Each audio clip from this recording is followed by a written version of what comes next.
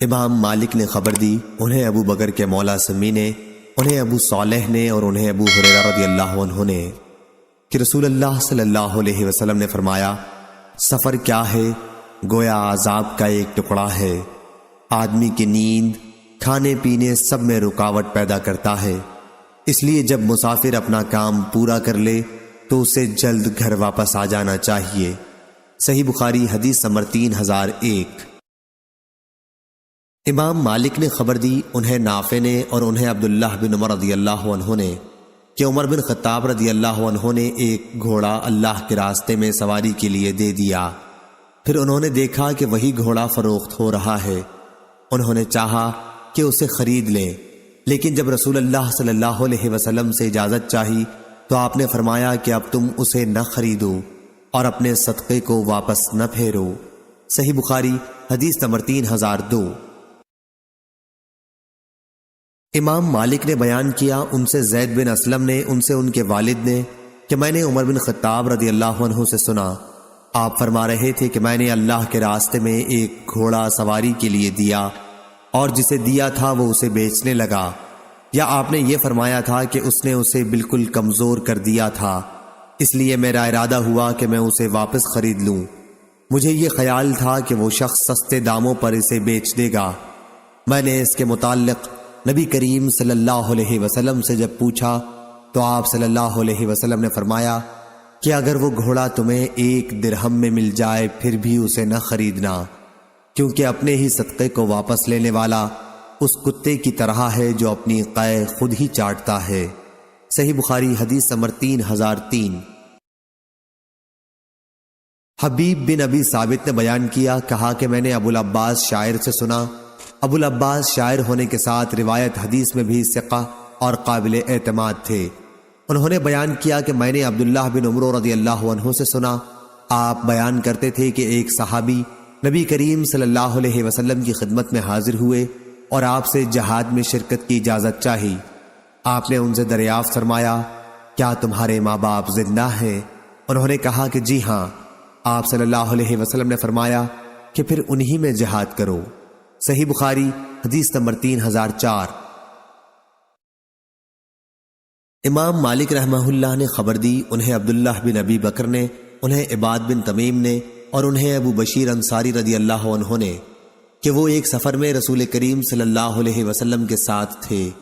عبداللہ بن ابی بکر بن حزم راوی حدیث نے کہا، میرا خیال ہے ابو بشیر نے کہا، لوگ اپنی خوابگاہوں میں تھے کہ رسول اللہ صلی اللہ علیہ وسلم نے اپنا ایک قاصد زید بن حارثہ رضی اللہ عنہ یہ اعلان کرنے کے لیے بھیجا کہ جس شخص کے اونٹ کی گردن میں تانت کا گنڈا ہو، یا یوں فرمایا کہ جو گنڈا ہار ہو وہ اسے کاٹ ڈالے۔ صحیح بخاری حدیث نمبر 3005۔ سفیان بن آئینہ نے بیان کیا، ان سے عمر بن دینار نے، ان سے ابو معبد نے اور ان سے ابن عباس رضی اللہ عنہ نے کہ انہوں نے نبی کریم صلی اللہ علیہ وسلم سے سنا، آپ نے فرمایا کہ کوئی مرد کسی غیر محرم عورت کے ساتھ تنہائی میں نہ بیٹھے اور کوئی عورت اس وقت تک سفر نہ کرے جب تک اس کے ساتھ کوئی اس کا محرم نہ ہو۔ اتنے میں ایک صحابی کھڑے ہوئے اور عرض کیا، یا رسول اللہ صلی اللہ علیہ وسلم، میں نے فلاں جہاد میں اپنا نام لکھوا دیا ہے اور ادھر میری بیوی حج کے لیے جا رہی ہے۔ آپ صلی اللہ علیہ وسلم نے فرمایا کہ پھر تو بھی جا اور اپنی بیوی کو حج کرا لا۔ صحیح بخاری حدیث نمبر 3006۔ عمر بن دینار نے بیان کیا، سفیان نے یہ حدیث عمر بن دینار سے 2 مرتبہ سنی تھی۔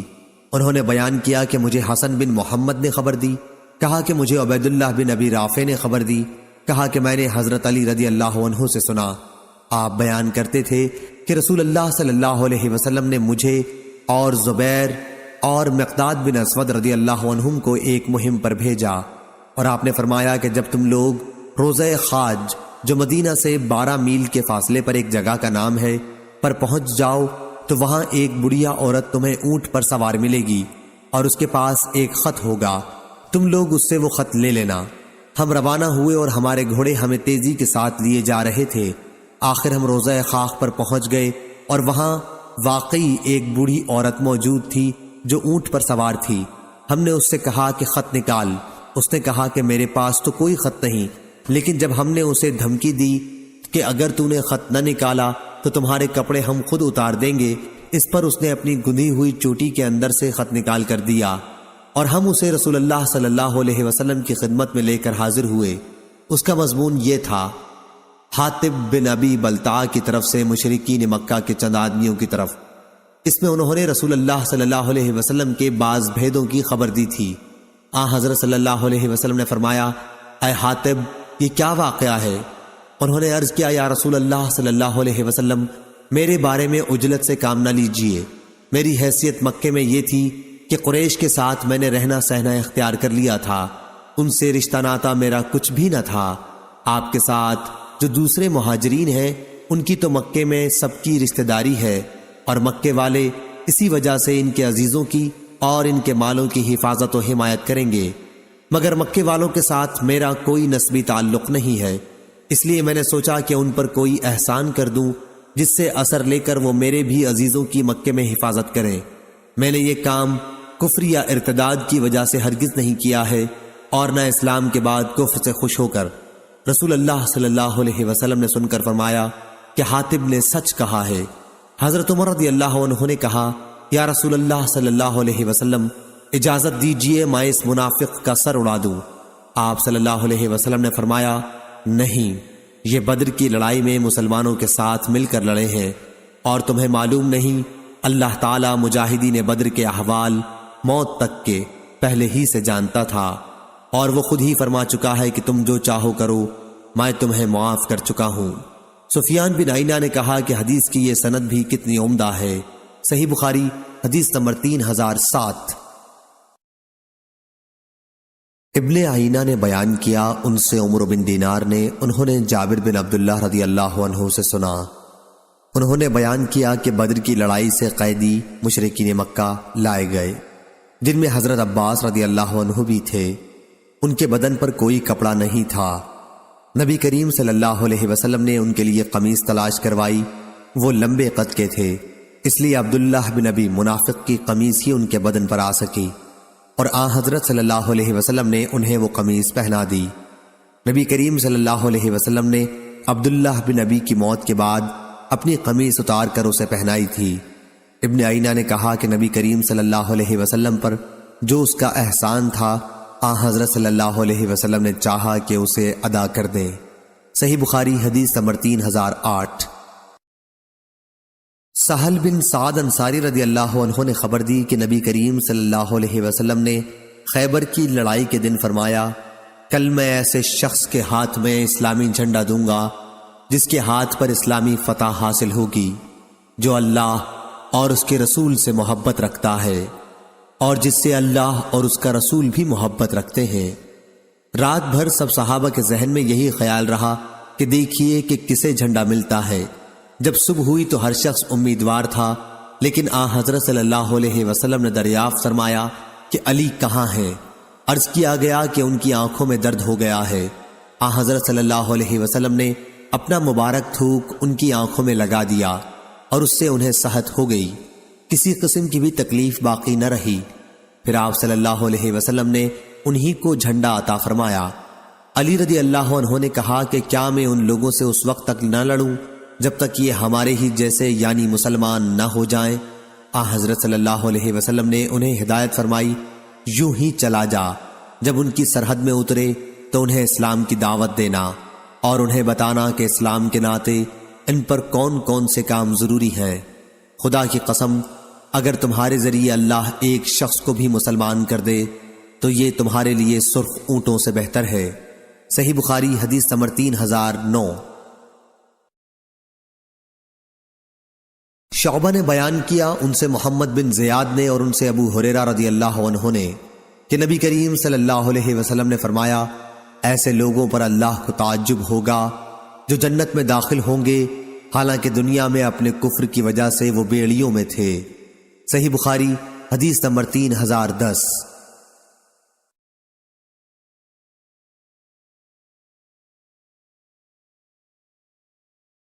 ابو بردہ نے بیان کیا، انہوں نے اپنے والد ابو موسیٰ اشعری رضی اللہ عنہ سے سنا کہ نبی کریم صلی اللہ علیہ وسلم نے فرمایا: 3 طرح کے آدمی ایسے ہیں جنہیں دگنا ثواب ملتا ہے۔ اول وہ شخص جس کی کوئی لونڈی ہو، وہ اسے تعلیم دے اور تعلیم دینے میں اچھا طریقہ اختیار کرے، اسے ادب سکھائے اور اس میں اچھے طریقے سے کام لے، پھر اسے آزاد کر کے اس سے شادی کر لے تو اسے دوہرا اجر ملے گا۔ دوسرا وہ مومن جو اہل کتاب میں سے ہو کہ پہلے اپنے نبی پر ایمان لایا تھا، پھر نبی کریم صلی اللہ علیہ وسلم پر بھی ایمان لایا تو اسے بھی دوہرا اجر ملے گا۔ تیسرا وہ غلام جو اللہ تعالیٰ کے حقوق کی بھی ادائیگی کرتا ہے اور اپنے آقا کے ساتھ بھی بھلائی کرتا ہے۔ اس کے بعد شعبی راوی حدیث نے کہا کہ میں نے تمہیں یہ حدیث بلا کسی محنت و مشقت کے دے دی ہے۔ ایک زمانہ وہ بھی تھا جب اس سے بھی کم حدیث کے لیے مدینہ منورہ تک کا سفر کرنا پڑتا تھا۔ صحیح بخاری حدیث نمبر 3011۔ زہری نے بیان کیا، ان سے عبید اللہ بن عبداللہ بن عتبہ نے، ان سے ابن عباس رضی اللہ عنہ نے اور ان سے صعب بن جسامہ رضی اللہ عنہ نے بیان کیا کہ نبی کریم صلی اللہ علیہ وسلم مقام ابوا یا ودان میں میرے پاس سے گزرے تو آپ سے پوچھا گیا کہ مشرکین کے جس قبیلے پر شب خون مارا جائے گا کیا ان کی عورتوں اور بچوں کو بھی قتل کرنا درست ہوگا؟ حضرت صلی اللہ علیہ وسلم نے فرمایا وہ بھی انہی میں سے ہیں، اور میں نے آپ سے سنا کہ آپ فرما رہے تھے اللہ اور اس کے رسول صلی اللہ علیہ وسلم کے سوا اور کسی کی چراگاہ نہیں ہے۔ صحیح بخاری حدیث نمبر 3012۔ سابقہ سند کے ساتھ ظاہری سے روایت ہے کہ انہوں نے عبید اللہ سے سنا بواسطہ ابن عباس رضی اللہ عنہ، اور ان سے صعب رضی اللہ عنہ نے بیان کیا اور صرف زراری بچوں کا ذکر کیا۔ سفیان نے کہا کہ عمرو ہم سے حدیث بیان کرتے تھے، ان سے ابن شہاب نبی کریم صلی اللہ علیہ وسلم سے۔ سفیان نے بیان کیا کہ پھر ہم نے حدیث خود ظاہری ابن شہاب سے سنی، انہوں نے بیان کیا کہ مجھے عبید اللہ نے خبر دی، انہیں ابن عباس رضی اللہ عنہ نے اور انہیں صعب نے، کیا حضرت صلی اللہ علیہ وسلم نے فرمایا مشرکین کی عورتوں اور بچوں کے متعلق کہ وہ بھی انہی میں سے ہیں۔ ظاہری کے واسطے سے جس طرح عمروں نے بیان کیا تھا کہ ہم من آبائہم، وہ بھی انہی کے باپ دادوں کے نسل ہیں، ظاہری نے خود ہم سے ان الفاظ کے ساتھ بیان نہیں کیا، یعنی ہم من آبائہم نہیں کہا بلکہ ہم منہم کہا۔ صحیح بخاری حدیث نمبر 3013۔ لیث نے خبر دی، انہیں نافع نے اور انہیں عبداللہ رضی اللہ عنہ نے خبر دی کہ نبی کریم صلی اللہ علیہ وسلم کے ایک غزوہ فتح میں ایک عورت مقتول پائی گئی تو حضرت صلی اللہ علیہ وسلم نے عورتوں اور بچوں کے قتل پر انکار کا اظہار فرمایا۔ صحیح بخاری حدیث نمبر 3014۔ اسحاق بن ابراہیم نے بیان کیا، کہا کہ میں نے ابو اسامہ سے پوچھا کیا عبید اللہ نے آپ سے یہ حدیث بیان کی ہے کہ ان سے نافع نے اور ان سے عبداللہ بن عمر رضی اللہ عنہ نے کہ ایک عورت رسول اللہ صلی اللہ علیہ وسلم کے زمانے میں کسی غزوے میں مقتول پائی گئی تو نبی کریم صلی اللہ علیہ وسلم نے عورتوں اور بچوں کے قتل سے منع فرمایا تو انہوں نے اس کا اقرار کیا۔ صحیح بخاری حدیث نمبر 3015۔ لیث نے بیان کیا، ان سے بکیر نے، ان سے سلیمان بن یسار نے اور ان سے ابو ہریرہ رضی اللہ عنہ نے بیان کیا کہ رسول اللہ صلی اللہ علیہ وسلم نے ہمیں ایک مہم پر روانہ فرمایا اور یہ ہدایت فرمائی کہ اگر تمہیں فلاں اور فلاں مل جائیں تو انہیں آگ میں جلا دینا۔ پھر جب ہم نے روانگی کا ارادہ کیا تو حضرت صلی اللہ علیہ وسلم نے فرمایا کہ میں نے تمہیں حکم دیا تھا کہ فلاں اور فلاں کو جلا دینا، لیکن آگ ایک ایسی چیز ہے جس کی سزا صرف اللہ تعالیٰ ہی دے سکتا ہے، اس لیے اگر وہ تمہیں ملیں تو انہیں قتل کرنا، آگ میں نہ جلانا۔ صحیح بخاری حدیث نمبر 3016۔ سفیان نے بیان کیا، ان سے ایوب نے، ان سے اکرمہ نے کہ علی رضی اللہ عنہ نے ایک قوم کو جو عبداللہ بن سبا کی متنبع تھی اور حضرت علی رضی اللہ عنہ کو اپنا خدا کہتی تھی جلا دیا تھا۔ جب یہ خبر حضرت عبداللہ بن عباس رضی اللہ عنہ کو ملی تو آپ نے کہا کہ اگر میں ہوتا تو کبھی انہیں نہ جلاتا، کیونکہ نبی کریم صلی اللہ علیہ وسلم نے فرمایا ہے کہ اللہ کے عذاب کی سزا کسی کو نہ دو، البتہ میں انہیں قتل ضرور کرتا، کیونکہ نبی کریم صلی اللہ علیہ وسلم نے فرمایا ہے جو شخص اپنا دین تبدیل کر دے اسے قتل کر دو۔ صحیح بخاری حدیث نمبر 3017۔ وہیب بن خالد نے بیان کیا، ان سے ایوب سختیانی نے، ان سے ابو قلابہ نے اور ان سے انس بن مالک رضی اللہ عنہ نے کہ قبیلہ عقل کے 8 آدمیوں کی جماعت نبی کریم صلی اللہ علیہ وسلم کی خدمت میں اسلام قبول کرنے کو حاضر ہوئی، لیکن مدینہ کی آب و ہوا انہیں موافق نہیں آئی۔ انہوں نے عرض کیا کہ یا رسول اللہ صلی اللہ علیہ وسلم، ہمارے لیے اونٹ کے دودھ کا انتظام کر دیجئے۔ حضرت صلی اللہ علیہ وسلم نے فرمایا کہ میں تمہارے لیے دودھ نہیں دے سکتا، تم صدقے کے اونٹوں میں چلے جاؤ، ان کا دودھ اور پیشاب پیو تاکہ تمہاری صحت ٹھیک ہو جائے۔ وہ لوگ وہاں چلے گئے اور ان کا دودھ اور پیشاب پی کر تندرست ہو گئے، تو چرواہے کو قتل کر دیا اور اونٹوں کو اپنے ساتھ لے کر بھاگ نکلے اور اسلام لانے کے بعد کفر کیا۔ ایک شخص نے اس کی خبر حضرت صلی اللہ علیہ وسلم کو دی تو آپ صلی اللہ علیہ وسلم نے ان کی تلاش کے لیے سوار دوڑائے۔ دوپہر سے بھی پہلے ہی وہ پکڑ کر لائے گئے، ان کے ہاتھ پاؤں کاٹ دیے گئے، پھر آپ کے حکم سے ان کی آنکھوں میں سلائی گرم کر کے پھیر دی گئی اور انہیں ہرہ مدینہ کی پتھریلی زمین میں ڈال دیا گیا۔ وہ پانی مانگتے تھے لیکن انہیں نہیں دیا گیا، یہاں تک کہ وہ سب مر گئے۔ ایسا ہی انہوں نے اونٹوں کے چرانے والوں کے ساتھ کیا تھا، جس کا بدلہ انہیں دیا گیا۔ ابو قلابہ نے کہا کہ انہوں نے قتل کیا تھا، چوری کی تھی، اللہ اور اس کے رسول صلی اللہ علیہ وسلم کے ساتھ جنگ کی تھی اور زمین میں فساد برپا کرنے کی کوشش کی تھی۔ صحیح بخاری حدیث نمبر 3018۔ لیث نے بیان کیا، ان سے یونس نے، ان سے ابن شہاب نے، ان سے سعید بن مسیب اور ابو سلمہ نے کہ ابو ہریرہ رضی اللہ عنہ نے کہا کہ میں نے رسول اللہ صلی اللہ علیہ وسلم سے سنا ہے، آپ فرما رہے تھے کہ ایک چیونٹی نے ایک نبی عزیر یا موسیٰ علیہ السلام کو کاٹ لیا تھا، تو ان کے حکم سے چیونٹیوں کے سارے گھر جلا دیے گئے۔ اس پر اللہ تعالیٰ نے ان کے پاس وحی بھیجی کہ اگر تمہیں ایک چیونٹی نے کاٹ لیا تھا تو تم نے ایک ایسی خلقت کو جلا کر خاک کر دیا جو اللہ کی تسبیح بیان کرتی تھی۔ صحیح بخاری حدیث نمبر 3019۔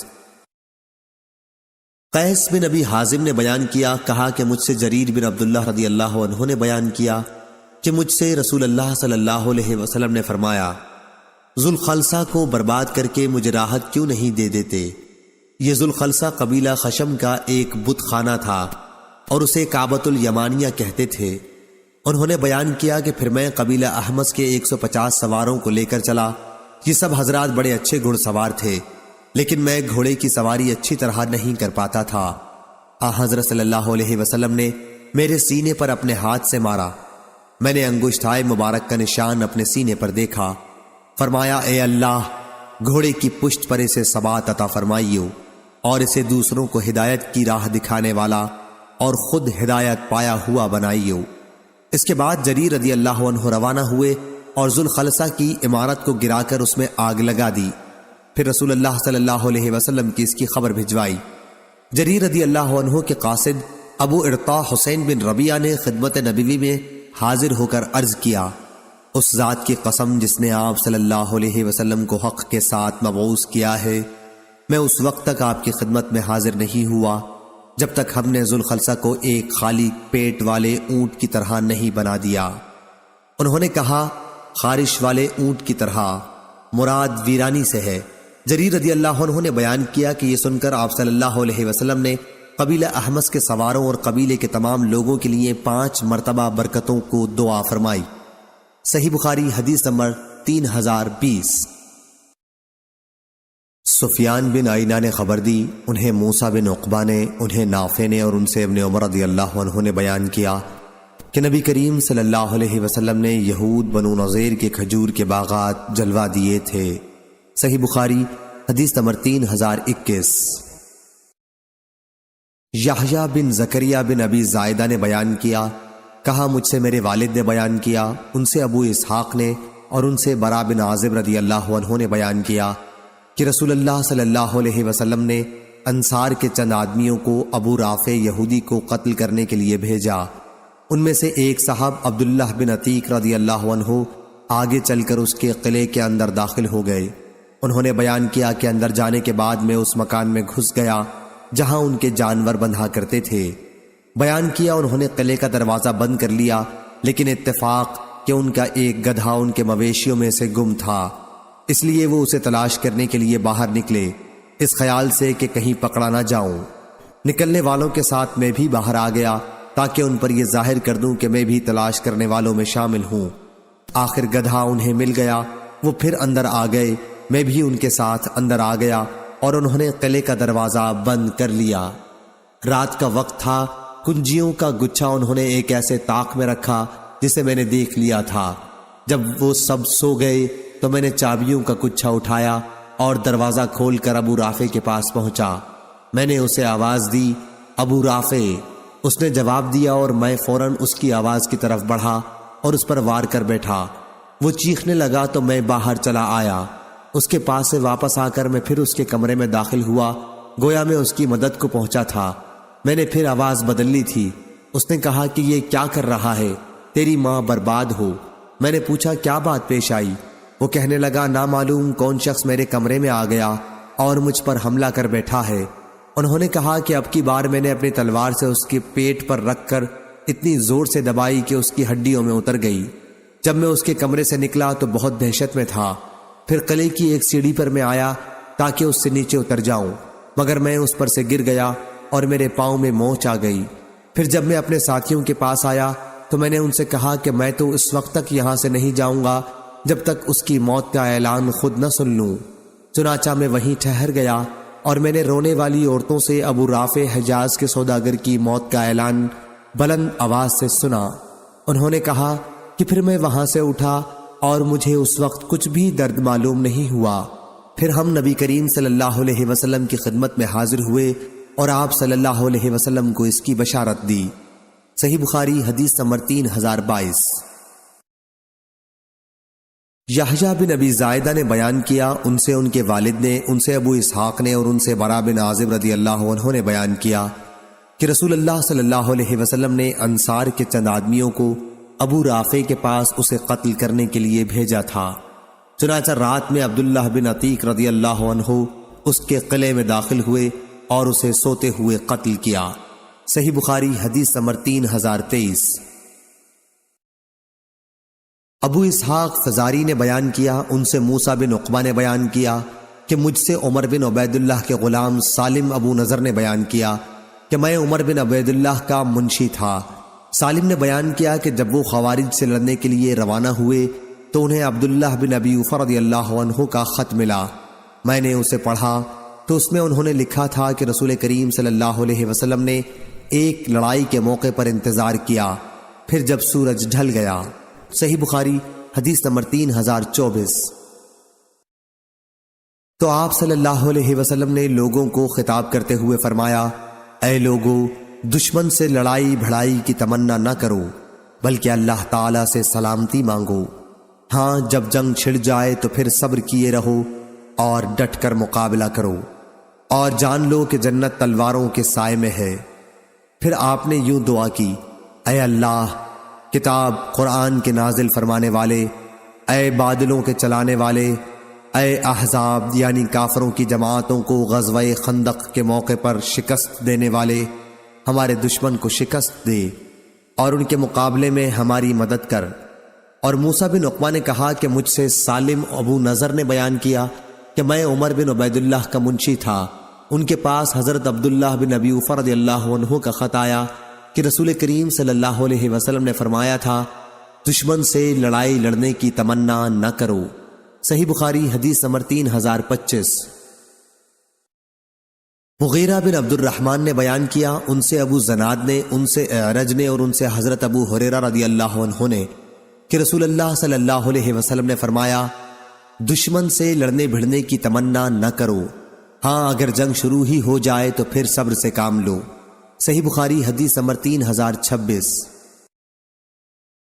معمر نے خبر دی، انہیں حمام نے اور انہیں ابو ہریرہ رضی اللہ عنہ نے کہ نبی کریم صلی اللہ علیہ وسلم نے فرمایا، کسرا ایران کا بادشاہ برباد و ہلاک ہو گیا، اب اس کے بعد کوئی کسرا نہیں آئے گا، اور قیصر روم کا بادشاہ بھی ہلاک و برباد ہو گیا، اور اس کے بعد شام میں کوئی قیصر باقی نہیں رہ جائے گا، اور ان کے خزانے اللہ کے راستے میں تقسیم ہوں گے۔ صحیح بخاری حدیث نمبر 3027۔ اور آپ صلی اللہ علیہ وسلم نے لڑائی کو مکر اور فریب فرمایا۔ صحیح بخاری حدیث نمبر 3028۔ معمر نے خبر دی، انہیں حمام بن منبع نے، اور ان سے حضرت ابو ہریرہ رضی اللہ عنہ نے بیان کیا کہ نبی کریم صلی اللہ علیہ وسلم نے فرمایا، لڑائی کیا ہے؟ ایک چال ہے۔ صحیح بخاری حدیث نمبر 3029۔ ابن آئینہ نے خبر دی، انہوں نے جابر بن عبداللہ رضی اللہ عنہ سے سنا، آپ نے بیان کیا کہ نبی کریم صلی اللہ علیہ وسلم نے فرمایا تھا، جنگ تو ایک چال بازی کا نام ہے۔ صحیح بخاری حدیث نمبر 3030۔ قتیبہ بن سعید نے بیان کیا، کہا ہم سے سفیان بن عینہ نے، ان سے عمرو بن دینار نے، اور ان سے جابر بن عبداللہ رضی اللہ عنہ نے کہ رسول اللہ صلی اللہ علیہ وسلم نے فرمایا، کعب بن اشرف کا کام کون تمام کرے گا؟ وہ اللہ اور اس کے رسول کو بہت اذیتیں پہنچا چکا ہے۔ محمد بن مسلمہ رضی اللہ عنہ نے عرض کیا، یا رسول اللہ صلی اللہ علیہ وسلم، کیا آپ مجھے اجازت بخش دیں گے کہ میں اسے قتل کراؤں؟ حضور صلی اللہ علیہ وسلم نے فرمایا، ہاں۔ راوی نے بیان کیا کہ پھر محمد بن مسلمہ کعب یہودی کے پاس آئے اور اس سے کہنے لگے کہ نبی کریم صلی اللہ علیہ وسلم نے تو ہمیں تھکا دیا اور ہم سے آپ صلی اللہ علیہ وسلم زکوٰۃ مانگتے ہیں۔ کعب نے کہا کہ قسم اللہ کی، ابھی کیا ہے، ابھی اور مصیبت میں پڑو گے۔ محمد بن مسلمہ اس پر کہنے لگے کہ بات یہ ہے کہ ہم نے ان کی پیروی کر لی ہے، اس لیے اس وقت تک اس کا ساتھ چھوڑنا ہم مناسب بھی نہیں سمجھتے جب تک ان کی دعوت کا کوئی انجام ہمارے سامنے نہ آ جائے۔ غرض محمد بن مسلمہ رضی اللہ عنہ اس سے اسی طرح باتیں کرتے رہے، آخر موقع پا کر اسے قتل کر دیا۔ صحیح بخاری حدیث نمبر 3031۔ سفیان بن عینہ نے بیان کیا، ان سے عمرو بن دینار نے، اور ان سے جابر بن عبداللہ انصاری رضی اللہ عنہ نے کہ رسول کریم صلی اللہ علیہ وسلم نے فرمایا، کعب بن اشرف کے لیے کون ہمت کرتا ہے؟ محمد بن مسلمہ رضی اللہ عنہ نے کہا، کیا میں اسے قتل کر دوں؟ آپ صلی اللہ علیہ وسلم نے فرمایا کہ ہاں۔ انہوں نے عرض کیا کہ پھر آپ مجھے اجازت دیں کہ میں جو چاہوں جھوٹ سچ کہوں۔ آپ صلی اللہ علیہ وسلم نے فرمایا کہ میری طرف سے اس کی اجازت ہے۔ صحیح بخاری حدیث نمبر 3032۔ عبداللہ بن عمر رضی اللہ عنہ نے بیان کیا کہ رسول کریم صلی اللہ علیہ وسلم ابن سیاد یہودی بچے کی طرف جا رہے تھے، آپ کے ساتھ ابی بن کعب رضی اللہ عنہ بھی تھے۔ ابن سیاد کے عجیب و غریب احوال کے متعلق آپ صلی اللہ علیہ وسلم خود تحقیق کرنا چاہتے تھے۔ آپ صلی اللہ علیہ وسلم کو اطلاع دی گئی تھی کہ ابن سیاد اس وقت کھجوروں کی آڑ میں موجود ہے۔ جب آپ صلی اللہ علیہ وسلم وہاں پہنچے تو شاخوں کی آڑ میں چلنے لگے تاکہ وہ آپ کو دیکھ نہ سکے۔ ابن سیاد اس وقت ایک چادر اوڑھے ہوئے چپکے چپکے کچھ گنگنا رہا تھا۔ اس کی ماں نے حضرت صلی اللہ علیہ وسلم کو دیکھ لیا اور پکار اٹھی، کیا اے ابن سیاد، یہ محمد صلی اللہ علیہ وسلم آ پہنچے۔ وہ چونک اٹھا۔ آپ صلی اللہ علیہ وسلم نے فرمایا کہ اگر یہ اس کی خبر نہ کرتی تو وہ کھولتا، یعنی اس کی باتوں سے اس کا حال کھل جاتا۔ صحیح بخاری حدیث نمبر 3033۔ برا بن عازب رضی اللہ عنہ نے بیان کیا کہ میں نے دیکھا کہ غزوہ احزاب میں خندق کھودتے ہوئے رسول اللہ صلی اللہ علیہ وسلم خود مٹی اٹھا رہے تھے، یہاں تک کہ سینے مبارک کے بال مٹی سے اٹ گئے تھے۔ آپ صلی اللہ علیہ وسلم کے جسم مبارک پر بال بہت گھنے تھے۔ اس وقت آپ صلی اللہ علیہ وسلم عبداللہ بن رواحہ رضی اللہ عنہ کا یہ شعر پڑھ رہے تھے۔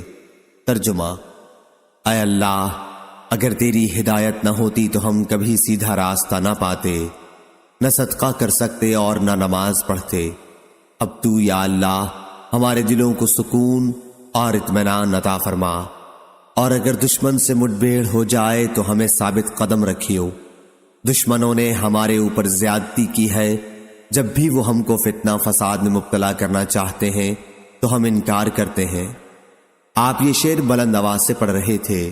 صحیح بخاری حدیث نمبر 3034۔ عبداللہ بن ادریس نے بیان کیا، ان سے اسماعیل بن ابی خالد نے، ان سے قیس بن ابی حازم نے، اور ان سے جریر بن عبداللہ بجلی رضی اللہ عنہ نے بیان کیا کہ جب سے میں اسلام لایا، رسول اللہ کریم صلی اللہ علیہ وسلم نے پردے کے ساتھ مجھے اپنے گھر میں داخل ہونے سے کبھی نہیں روکا، اور جب بھی آپ مجھ کو دیکھتے خوشی سے آپ مسکرانے لگتے۔ صحیح بخاری حدیث نمبر 3035۔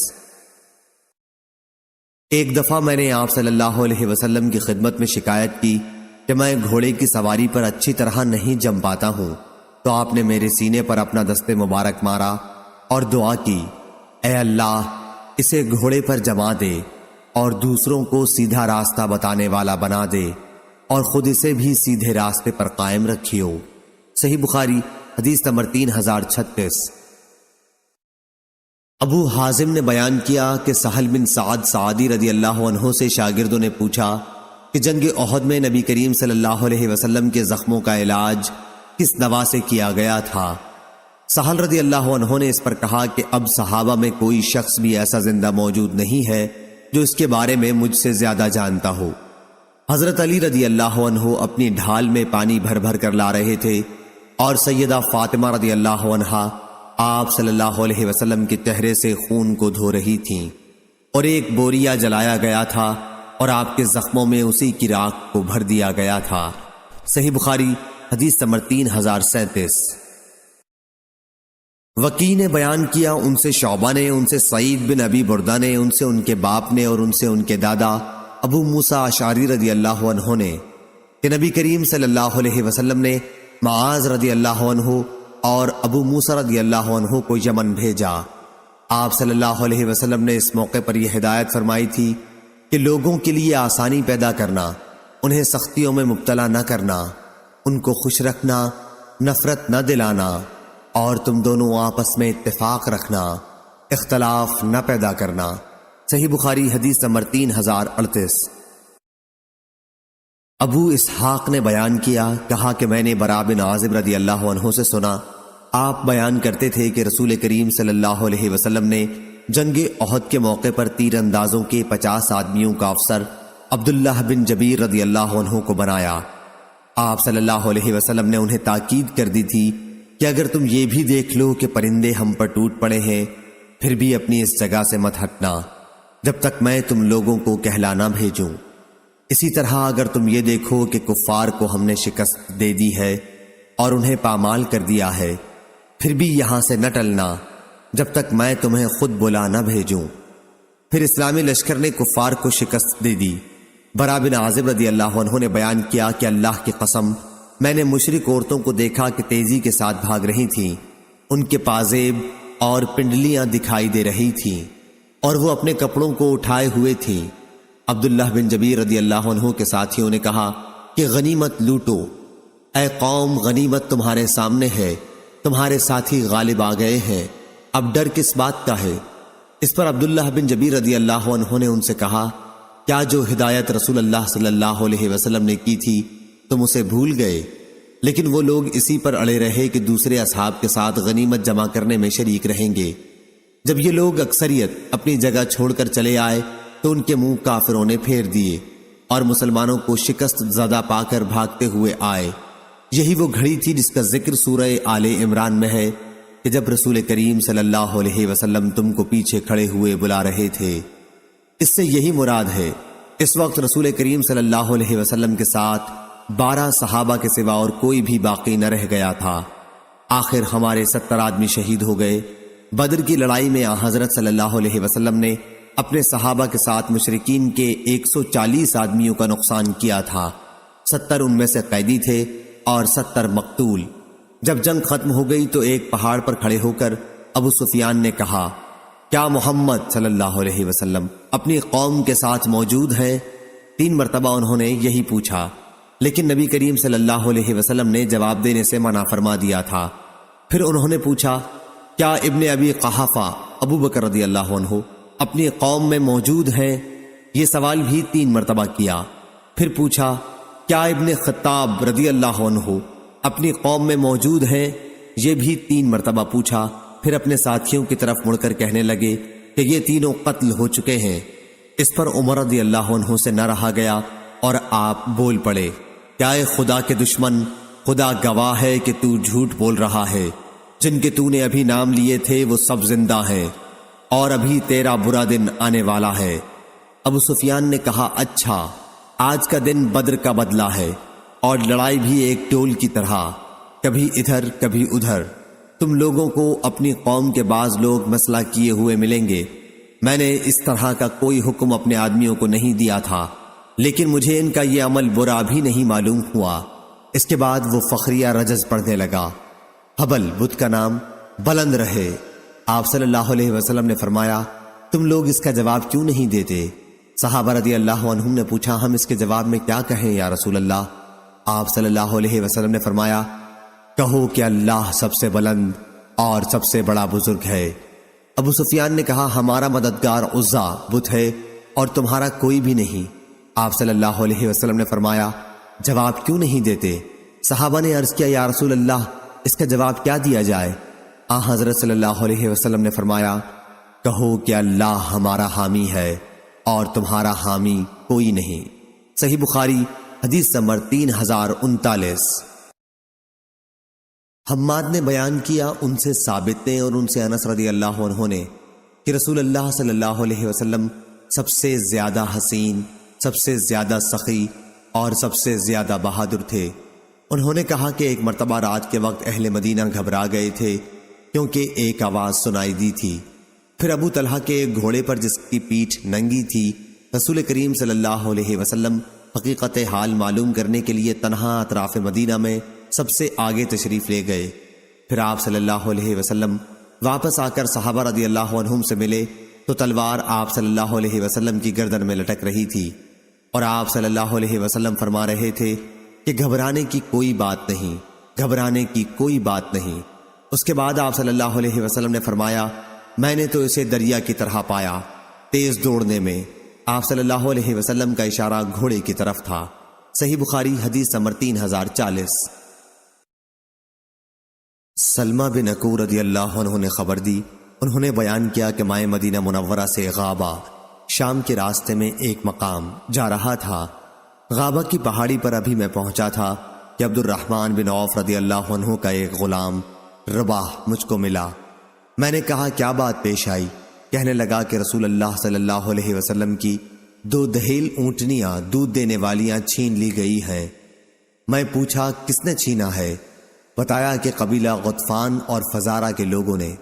پھر میں نے 3 مرتبہ بہت زور سے چیخ کر یا صباحا یا صباحا یا صباحا کہا، اتنی زور سے کہ مدینہ کے چاروں طرف میری آواز پہنچ گئی۔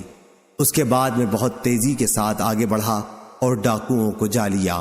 اونٹنیاں ان کے ساتھ تھیں۔ میں نے ان پر تیر برسانا شروع کر دیا اور کہنے لگا، میں اکو کا بیٹا سلمہ ہوں اور آج کا دن کمینوں کی ہلاکت کا دن ہے۔ آخر تمام اونٹنیاں میں نے ان سے چھڑا لی۔ ابھی وہ لوگ پانی نہ پینے پائے تھے اور انہیں ہانک کر واپس لا رہا تھا کہ اتنے میں رسول اللہ صلی اللہ علیہ وسلم بھی مجھ کو مل گئے۔ میں نے عرض کیا، یا رسول اللہ، ڈاکو پیاسے ہیں اور میں نے مارے تیروں کے پانی بھی نہیں پینے دیا، اس لیے ان کے پیچھے کچھ لوگوں کو بھیج دیں۔ حضرت صلی اللہ علیہ وسلم نے فرمایا، اے ابن الاکو، تو ان پر غالب ہو چکا، اب جانے دے، درگزر کر۔ وہ تو اپنی قوم میں پہنچ گئے جہاں ان کی مہمانی ہو رہی ہے۔ صحیح بخاری حدیث نمبر 3041۔ ابو اسحاق نے بیان کیا، انہوں نے براء بن عازب رضی اللہ عنہ سے پوچھا تھا، اے ابو عمارہ، کیا آپ لوگ حنین کی جنگ میں واقعی فرار ہو گئے تھے؟ ابو اسحاق نے کہا، میں سن رہا تھا۔ براء رضی اللہ عنہ نے یہ جواب دیا کہ رسول کریم صلی اللہ علیہ وسلم اس دن اپنی جگہ سے بالکل نہیں ہٹے تھے۔ ابو سفیان بن حارث بن عبد المطلب آپ کی خچر کی لگام تھامے ہوئے تھے۔ جس وقت مشرکین نے آپ کو چاروں طرف سے گھیر لیا تو آپ سواری سے اترے اور تنہا میدان میں آ کر فرمانے لگے، میں اللہ کا نبی ہوں، اس میں بالکل جھوٹ نہیں، میں عبد المطلب کا بیٹا ہوں۔ براء نے کہا کہ حضرت صلی اللہ علیہ وسلم سے زیادہ بہادر اس دن کوئی بھی نہیں تھا۔ صحیح بخاری حدیث نمبر 3042۔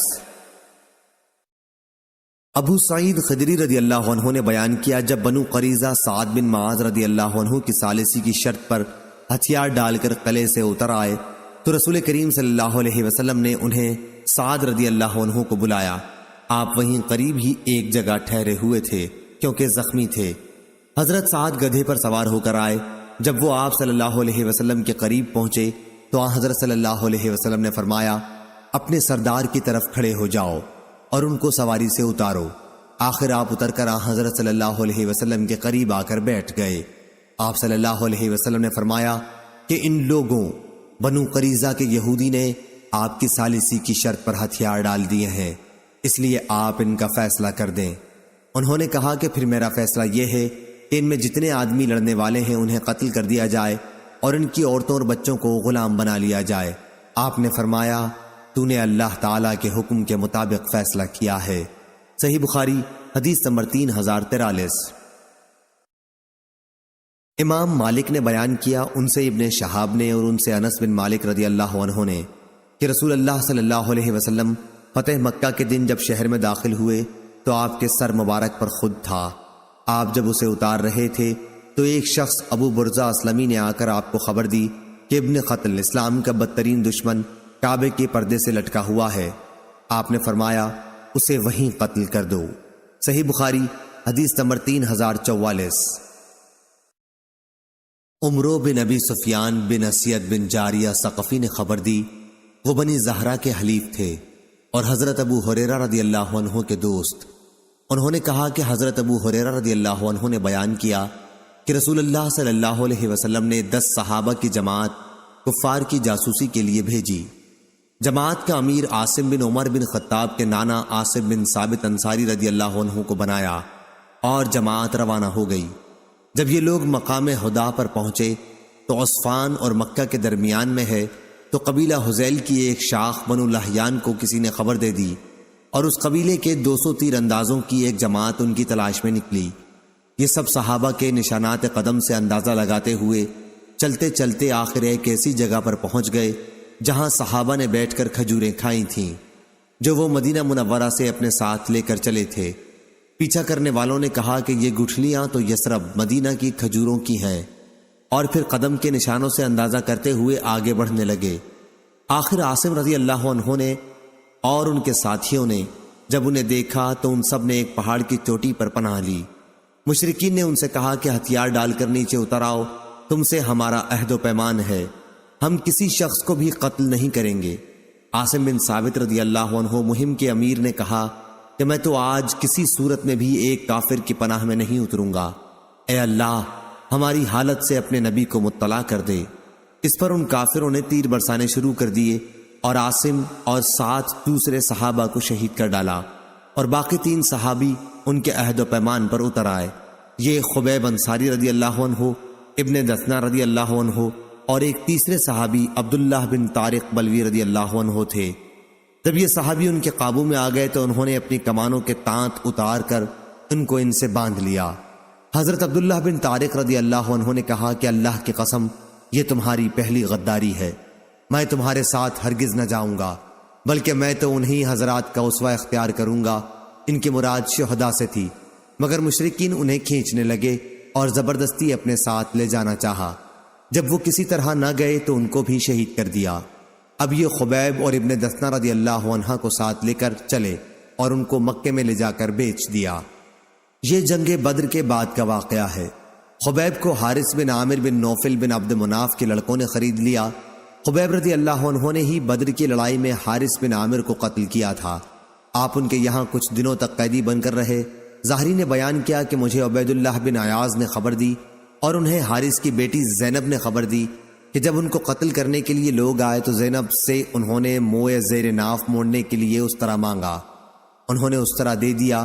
زینب نے بیان کیا کہ پھر انہوں نے میرے ایک بچے کو اپنے پاس بلایا، جب وہ ان کے پاس گیا تو میں غافل تھی۔ زینب نے بیان کیا کہ پھر جب میں نے اپنے بچے کو ان کی ران پر بیٹھا ہوا دیکھا اور اس طرح ان کے ہاتھ میں تھا تو میں اس بری طرح گھبرا گئی کہ خبیب رضی اللہ عنہ بھی میرے چہرے سے سمجھ گئے۔ انہوں نے کہا تمہیں اس کا خوف ہوگا کہ میں اسے قتل کر ڈالوں گا، یقین کرو میں کبھی ایسا نہیں کر سکتا۔ اللہ کی قسم کوئی قیدی میں نے خبیب رضی اللہ عنہ سے بہتر کبھی نہیں دیکھا۔ اللہ کی قسم میں نے ایک دن دیکھا کہ انگور کا خوشہ ان کے ہاتھ میں ہے اور وہ اس میں سے کھا رہے ہیں، حالانکہ وہ لوہے کی زنجیروں میں جکڑے ہوئے تھے اور مکے میں پھلوں کا موسم بھی نہیں تھا۔ کہا کرتی تھی کہ وہ تو اللہ تعالیٰ کی روزی تھی جو اللہ نے خبیب کو بھیجی تھی۔ جب مشرکین انہیں حرم سے باہر لائے تاکہ حرم کی حدود سے نکل کر انہیں شہید کر دیں تو خبیب رضی اللہ عنہ نے ان سے کہا کہ مجھے صرف 2 رکعت نماز پڑھ لینے دو۔ انہوں نے ان کو اجازت دے دی پھر خبیب نے 2 رکعت نماز پڑھی اور فرمایا اگر تم یہ خیال نہ کرنے لگتے کہ میں قتل سے گھبرا رہا ہوں تو میں ان رکعتوں کو اور لمبا کرتا۔ اے اللہ ان ظالموں سے ایک ایک کو ختم کر دے۔ پھر یہ اشعار پڑھے جبکہ میں مسلمان ہونے کی حالت میں قتل کیا جا رہا ہوں تو مجھے کسی قسم کی بھی پرواہ نہیں ہے، خواہ اللہ کے راستے میں مجھے کسی پہلو پر بھی پچھاڑا جائے۔ یہ صرف اللہ تعالیٰ کی رضا حاصل کرنے کے لیے ہے، اور اگر وہ چاہے تو اس جسم کے ٹکڑوں میں بھی برکت دے سکتا ہے جس کی بوٹی بوٹی کر دی گئی ہو۔ آخر حارث کے بیٹے عقبہ نے ان کو شہید کر دیا۔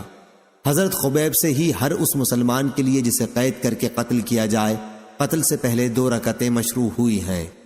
ادھر حادثے کی شروع ہی میں حضرت عاصم بن ثابت رضی اللہ عنہ مہم کے امیر کی دعا اللہ تعالیٰ نے قبول کر لی تھی، کہ اے اللہ ہماری حالت کی خبر اپنے نبی کو دے دے، اور نبی کریم صلی اللہ علیہ وسلم نے اپنے صحابہ کو وہ سب حالات بتا دیے تھے جن سے یہ مہم دوچار ہوئی تھی۔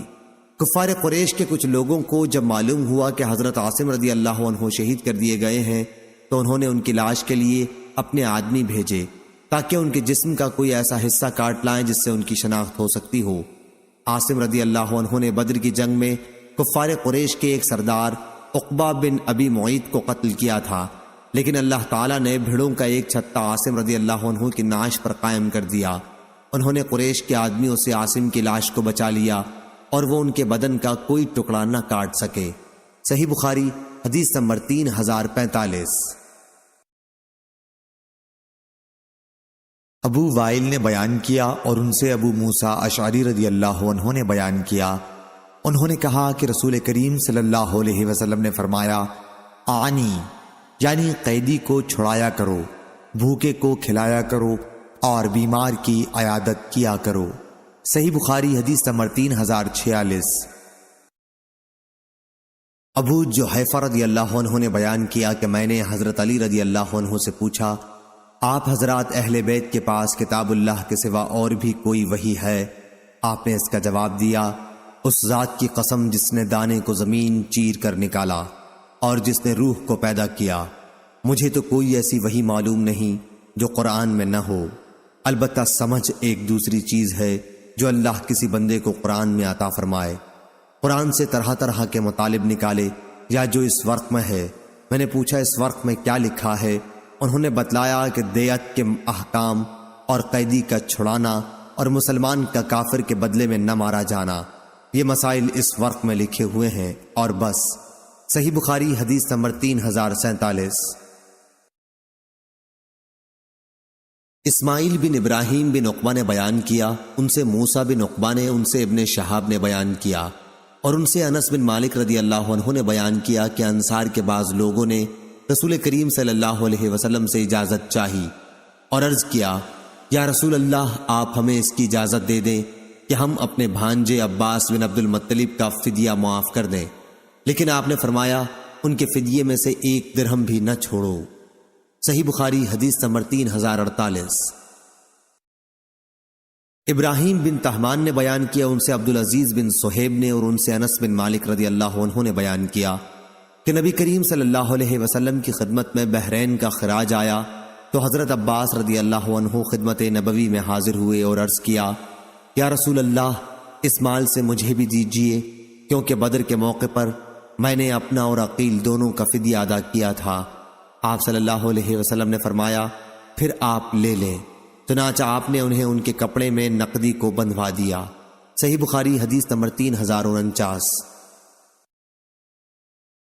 معمر نے خبر دی، انہیں زہری نے، انہیں محمد بن جبیر نے، انہیں ان کے باپ جبیر بن مطعم رضی اللہ عنہ نے، وہ بدر کے قیدیوں کو چھڑانے حضرت صلی اللہ علیہ وسلم کے پاس آئے، وہ ابھی اسلام نہیں لائے تھے۔ انہوں نے بیان کیا کہ میں نے سنا کہ نبی کریم صلی اللہ علیہ وسلم نے مغرب کی نماز میں سورہ طور پڑھی۔ صحیح بخاری حدیث نمبر 3050۔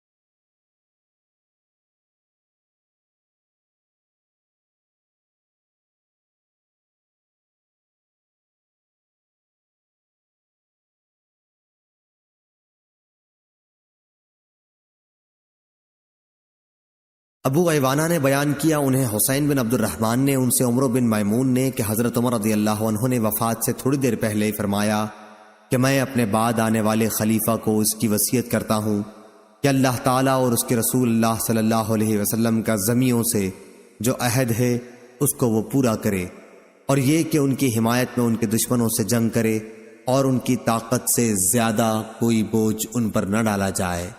صحیح بخاری حدیث نمبر 3052۔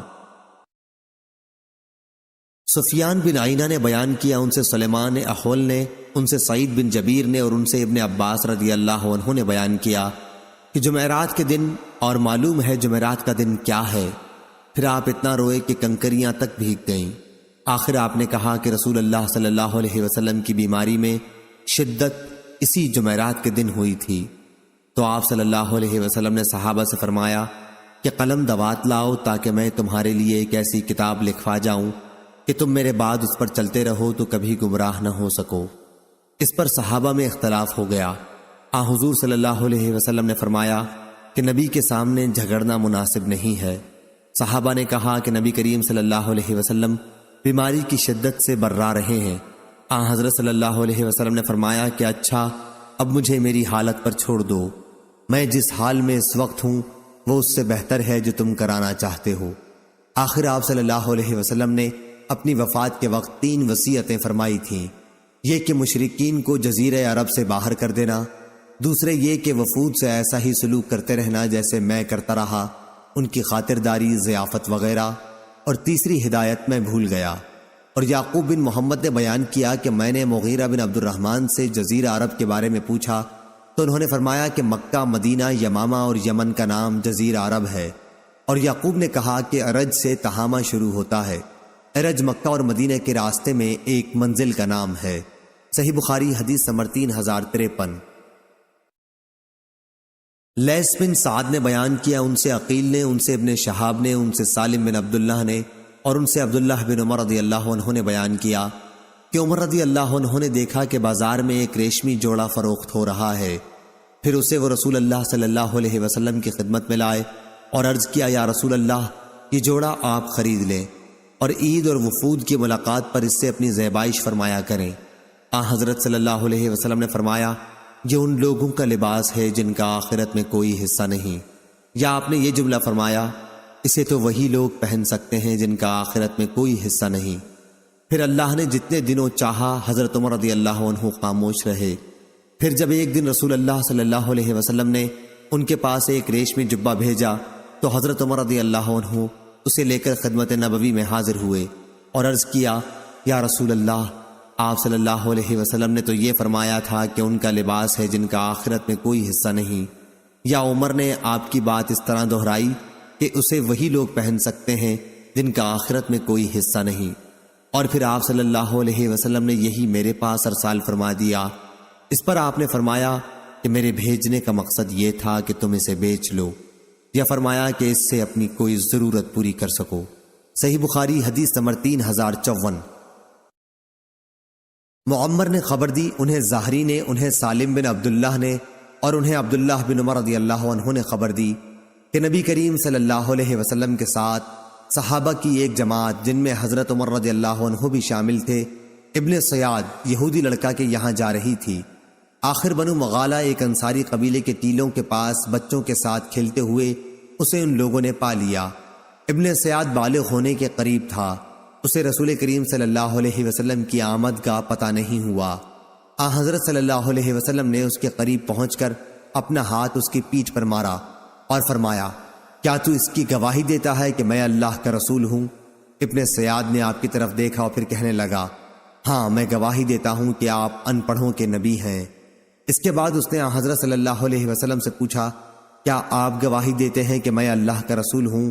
آپ نے اس کا جواب صرف اتنا دیا کہ میں اللہ اور اس کے سچے انبیاء پر ایمان لایا۔ پھر حضرت صلی اللہ علیہ وسلم نے دریافت فرمایا، تو کیا دیکھتا ہے؟ اس نے کہا کہ میرے پاس ایک خبر سچی آتی ہے اور دوسری جھوٹی بھی۔ حضرت صلی اللہ علیہ وسلم نے اس پر فرمایا کہ حقیقت حال تجھ پر مشتبہ ہو گئی ہے۔ حضرت صلی اللہ علیہ وسلم نے اس سے فرمایا، اچھا میں نے تیرے لیے اپنے دل میں ایک بات سوچی ہے، بتا وہ کیا ہے؟ ابن سیاد بولا کہ دھواں۔ حضور اکرم صلی اللہ علیہ وسلم نے فرمایا، ذلیل ہو کمبخت، تو اپنی حیثیت سے آگے نہ بڑھ سکے گا۔ حضرت عمر رضی اللہ عنہ نے عرض کیا، یا رسول اللہ مجھے اجازت ہو تو میں اس کی گردن مار دوں، لیکن حضرت صلی اللہ علیہ وسلم نے فرمایا، اگر یہ وہی دجال ہے تو تم اس پر قادر نہیں ہو سکتے، اور اگر دجال نہیں ہے تو اس کی جان لینے میں کوئی خیر نہیں۔ صحیح بخاری حدیث نمبر 3055۔ عبداللہ بن عمر رضی اللہ عنہ نے بیان کیا کہ ایک مرتبہ ابی ابن کعب رضی اللہ عنہ کو ساتھ لے کر حضرت صلی اللہ علیہ وسلم اس کھجور کے باغ میں تشریف لائے جس میں ابن سیاد موجود تھا۔ جب آپ صلی اللہ علیہ وسلم باغ میں داخل ہو گئے تو کھجور کے تنوں کی آڑ لیتے ہوئے آپ صلی اللہ علیہ وسلم آگے بڑھنے لگے۔ آپ چاہتے یہ تھے کہ اسے آپ کی موجودگی کا احساس نہ ہو سکے اور آپ اس کی باتیں سن لیں۔ ابن سیاد اس وقت اپنے بستر پر ایک چادر اوڑھے پڑا تھا اور کچھ گنگنا رہا تھا۔ اتنے میں اس کی ماں نے حضور صلی اللہ علیہ وسلم کو دیکھ لیا کہ آپ کھجور کے تنوں کی آڑ لے کر آگے آ رہے ہیں، اور اسے آگاہ کر دیا کہ اے صاف، یہ اس کا نام تھا۔ ابن سیاد یہ سنتے ہی اچھل پڑا۔ حضرت صلی اللہ علیہ وسلم نے فرمایا، اگر اس کی ماں نے اسے یوں ہی رہنے دیا ہوتا تو حقیقت کھل جاتی۔ صحیح بخاری حدیث نمبر 3056۔ عبداللہ بن عمر رضی اللہ عنہ نے بیان کیا کہ نبی کریم صلی اللہ علیہ وسلم نے صحابہ کو خطاب فرمایا۔ آپ نے اللہ تعالیٰ کی ثنا بیان کی جو اس کی شان کے لائق تھی، پھر دجال کا ذکر فرمایا اور فرمایا کہ میں بھی تمہیں اس کے فتنوں سے ڈراتا ہوں۔ کوئی نبی ایسا نہیں گزرا جس نے اپنی قوم کو اس کے فتنوں سے نہ ڈرایا ہو۔ نوح علیہ السلام نے بھی اپنی قوم کو اس سے ڈرایا تھا، لیکن میں اس کے بارے میں تم سے ایک ایسی بات کہوں گا جو کسی نبی نے اپنی قوم سے نہیں کہی، اور وہ بات یہ ہے کہ دجال کانا ہوگا اور اللہ تعالیٰ اس سے پاک ہے۔ صحیح بخاری حدیث نمبر 3057۔ معمر نے خبر دی، انہیں زہری نے، انہیں علی بن حسین نے، انہیں عمر بن عثمان بن عفان رضی اللہ عنہ نے، اور ان سے اسامہ بن زید رضی اللہ عنہ نے بیان کیا کہ میں نے حجۃ الوداع کے موقع پر عرض کیا، یا رسول اللہ کل آپ مکے میں کہاں قیام فرمائیں گے؟ آپ صلی اللہ علیہ وسلم نے فرمایا، اجی عقیل نے ہمارے لیے کوئی گھر چھوڑا ہی کب ہے؟ پھر فرمایا کہ کل ہمارا قیام خیف بنی کنانہ کے مقام محسب میں ہوگا جہاں پر قریش نے کفر پر قسم کھائی تھی۔ واقعہ یہ ہوا تھا کہ بنی کنانہ اور قریش نے یہیں پر بنی ہاشم کے خلاف اس بات کی قسمیں کھائی تھیں کہ نہ ان سے خرید و فروخت کی جائے اور نہ انہیں اپنے گھروں میں آنے دیں۔ زہری نے کہا کہ خیف وادی کو کہتے ہیں۔ صحیح بخاری حدیث نمبر 3058۔ امام مالک نے بیان کیا، ان سے زید بن اسلم نے، ان سے ان کے والد نے، کہ عمر بن خطاب رضی اللہ عنہ نے ہنی نامی اپنے ایک غلام کو سرکاری چراگاہ کا حاکم بنایا تو انہیں یہ ہدایت کی، اے ہنی، مسلمانوں سے اپنے ہاتھ روکے رکھنا، ان پر ظلم نہ کرنا، اور مظلوم کی بد دعا سے ہر وقت بچتے رہنا، کیونکہ مظلوم کی دعا قبول ہوتی ہے۔ اور ہاں، ابن عوف اور ابن عفان اور ان جیسے امیر صحابہ کے مویشیوں کے بارے میں تجھے ڈرتے رہنا چاہیے، یعنی ان کے امیر ہونے کی وجہ سے دوسرے غریبوں کے مویشیوں پر چراگاہ میں انہیں مقدم نہ رکھنا، کیونکہ اگر ان کے مویشی ہلاک بھی ہو جائیں گے تو یہ رؤسا اپنے کھجور کے باغات اور کھیتیوں سے اپنی معاش حاصل کر سکتے ہیں، لیکن گنے چنے اونٹوں اور گنی چنی بکریوں کا مالک غریب کہ اگر اس کے مویشی ہلاک ہو گئے تو وہ اپنے بچوں کو لے کر میرے پاس آئے گا اور فریاد کرے گا، یا امیر المومنین، یا امیر المومنین، ان کو پالنا تیرا باپ نہ ہو تو کیا میں انہیں چھوڑ دوں گا؟ اس لیے پہلے ہی سے ان کے لیے چارے اور پانی کا انتظام کر دینا۔ میرے لیے اس سے زیادہ آسان ہے کہ میں ان کے لیے سونے چاندی کا انتظام کروں، اور خدا کی قسم وہ اہل مدینہ یہ سمجھتے ہوں گے کہ میں نے ان کے ساتھ زیادتی کی ہے، کیونکہ یہ زمینیں انہی کی ہیں۔ انہوں نے جاہلیت کے زمانے میں اس کے لیے لڑائیاں لڑی ہیں، اور اسلام لانے کے بعد بھی ان کی ملکیت کو بحال رکھا گیا ہے۔ اس ذات کی قسم جس کے ہاتھ میں میری جان ہے، اگر وہ اموال، گھوڑے وغیرہ نہ ہوتے جن پر جہاد میں لوگوں کو سوار کرتا ہوں تو ان کے علاقوں میں ایک بالشت زمین کو بھی چراگاہ نہ بناتا۔ صحیح بخاری حدیث نمبر 3059۔ سفیان نے بیان کیا، ان سے عامش نے، ان سے ابو وائل نے، اور ان سے حضرت حذیفہ رضی اللہ عنہ نے بیان کیا کہ رسول کریم صلی اللہ علیہ وسلم نے فرمایا، جو لوگ اسلام کا کلمہ پڑھ چکے ہیں ان کے نام لکھ کر میرے پاس لاؤ۔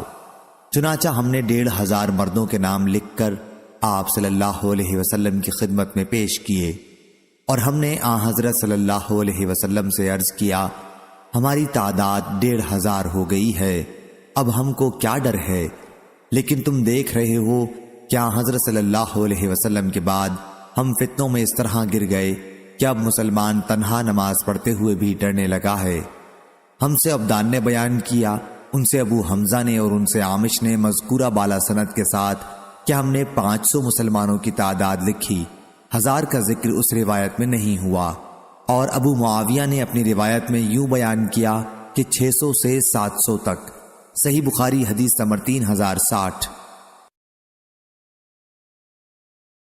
سفیان نے بیان کیا، ان سے ابن جریج نے، ان سے عمرو بن دینار نے، ان سے ابو معبد نے اور ان سے عبداللہ بن عباس رضی اللہ عنہ نے بیان کیا کہ ایک شخص نبی کریم صلی اللہ علیہ وسلم کی خدمت میں حاضر ہوا اور عرض کیا، یا رسول اللہ، میرا نام فلاں جہاد میں جانے کے لیے لکھا گیا ہے، ادھر میری بیوی حج کرنے جا رہی ہے۔ آپ صلی اللہ علیہ وسلم نے فرمایا کہ پھر جا اور اپنی بیوی کے ساتھ حج کرا۔ صحیح بخاری حدیث نمبر 3061۔ شعیب نے خبر دی، انہیں زہری نے، دوسری سند مجھ سے محمود بن غیلان نے بیان کیا، کہا ہم سے عبد الرزاق نے بیان کیا، انہیں معمر نے خبر دی، انہیں زہری نے، انہیں ابن مسیب نے اور ان سے ابو ہریرہ رضی اللہ عنہ نے بیان کیا کہ ہم رسول اللہ صلی اللہ علیہ وسلم کے ساتھ ایک غزوہ میں موجود تھے۔ آپ صلی اللہ علیہ وسلم نے ایک شخص کے متعلق جو اپنے کو مسلمان کہتا تھا فرمایا کہ یہ شخص دوزخ والوں میں سے ہے۔ جب جنگ شروع ہوئی تو وہ شخص مسلمانوں کی طرف سے بڑی بہادری کے ساتھ لڑا اور وہ زخمی بھی ہو گیا۔ صحابہ نے عرض کیا، یا رسول اللہ صلی اللہ علیہ وسلم، جس کے متعلق آپ نے فرمایا تھا کہ وہ دوزخ میں جائے گا، آج تو وہ بڑی بے جگری کے ساتھ لڑا ہے اور زخمی ہو کر مر بھی گیا ہے۔ آپ صلی اللہ علیہ وسلم نے اب بھی وہی جواب دیا کہ جہنم میں گیا۔ حضرت ابو ہریرہ رضی اللہ عنہ نے بیان کیا کہ ممکن تھا کہ بعض لوگوں کے دل میں کچھ شبہ پیدا ہو جاتا، لیکن ابھی لوگ اسی غور و فکر میں تھے کہ کسی نے بتایا کہ ابھی وہ مرا نہیں ہے، البتہ زخم کاری ہے۔ پھر جب رات آئی تو اس نے زخموں کی تاب نہ لا کر خودکشی کر لی۔ جب حضرت صلی اللہ علیہ وسلم کو اس کی خبر دی گئی تو آپ نے فرمایا، اللہ اکبر، میں گواہی دیتا ہوں کہ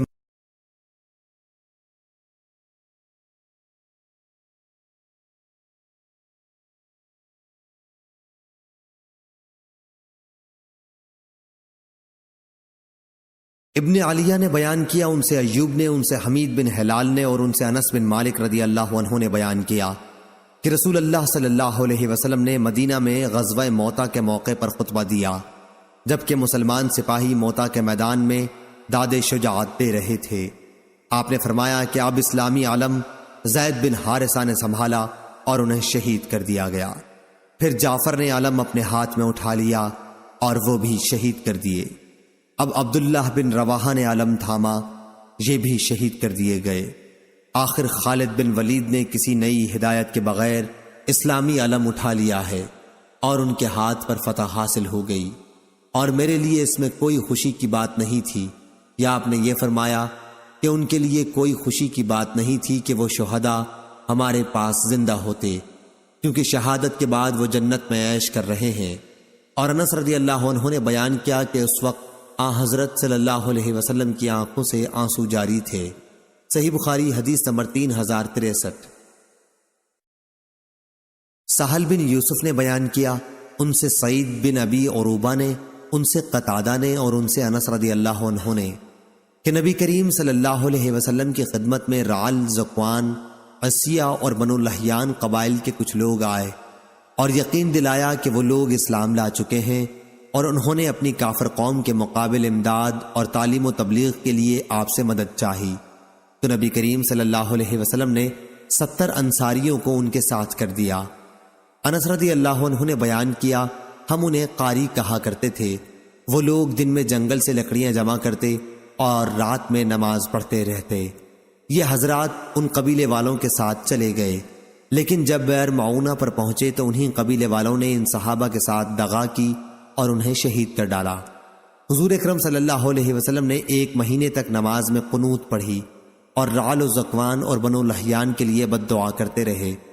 قتادہ نے کہا کہ ہم سے انس رضی اللہ عنہ نے کہا کہ ان شہداء کے بارے میں قرآن مجید میں ہم یہ آیت کیوں پڑھتے رہے؟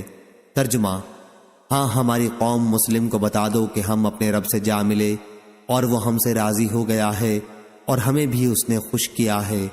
پھر یہ آیت منسوخ ہو گئی۔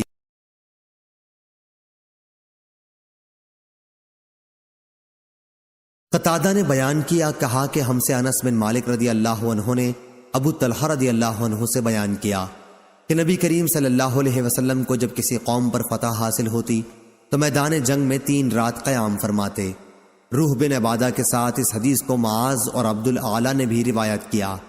دونوں نے کہا ہم سے سعید نے بیان کیا، انہوں نے قتادہ سے، انہوں نے انس سے، انہوں نے ابو طلحہ سے، انہوں نے حضرت صلی اللہ علیہ وسلم سے۔ صحیح بخاری حدیث نمبر 3065۔ حمام بن یحییٰ نے بیان کیا، ان سے قتادہ نے اور انہیں انس رضی اللہ عنہ نے خبر دی۔ آپ نے بیان کیا کہ نبی کریم صلی اللہ علیہ وسلم نے مقام جعرانہ سے، جہاں آپ نے جنگ حنین کا مال غنیمت تقسیم کیا تھا، عمرے کا احرام باندھا تھا۔ صحیح بخاری حدیث نمبر 3066۔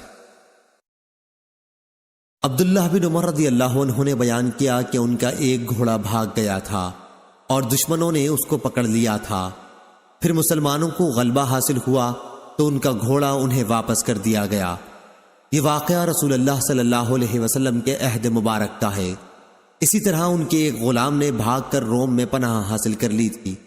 پھر جب مسلمانوں کو اس ملک پر غلبہ حاصل ہوا تو خالد بن ولید رضی اللہ عنہ نے ان کا غلام انہیں واپس کر دیا۔ یہ واقعہ نبی کریم صلی اللہ علیہ وسلم کے بعد کا ہے۔ صحیح بخاری حدیث نمبر 3067۔ نافع نے خبر دی کہ ابن عمر رضی اللہ عنہ کا ایک غلام بھاگ کر روم کے کافروں میں مل گیا تھا۔ پھر خالد بن ولید رضی اللہ عنہ کی سرکردگی میں اسلامی لشکر نے اس پر فتح پائی اور خالد رضی اللہ عنہ نے وہ غلام ان کو واپس کر دیا۔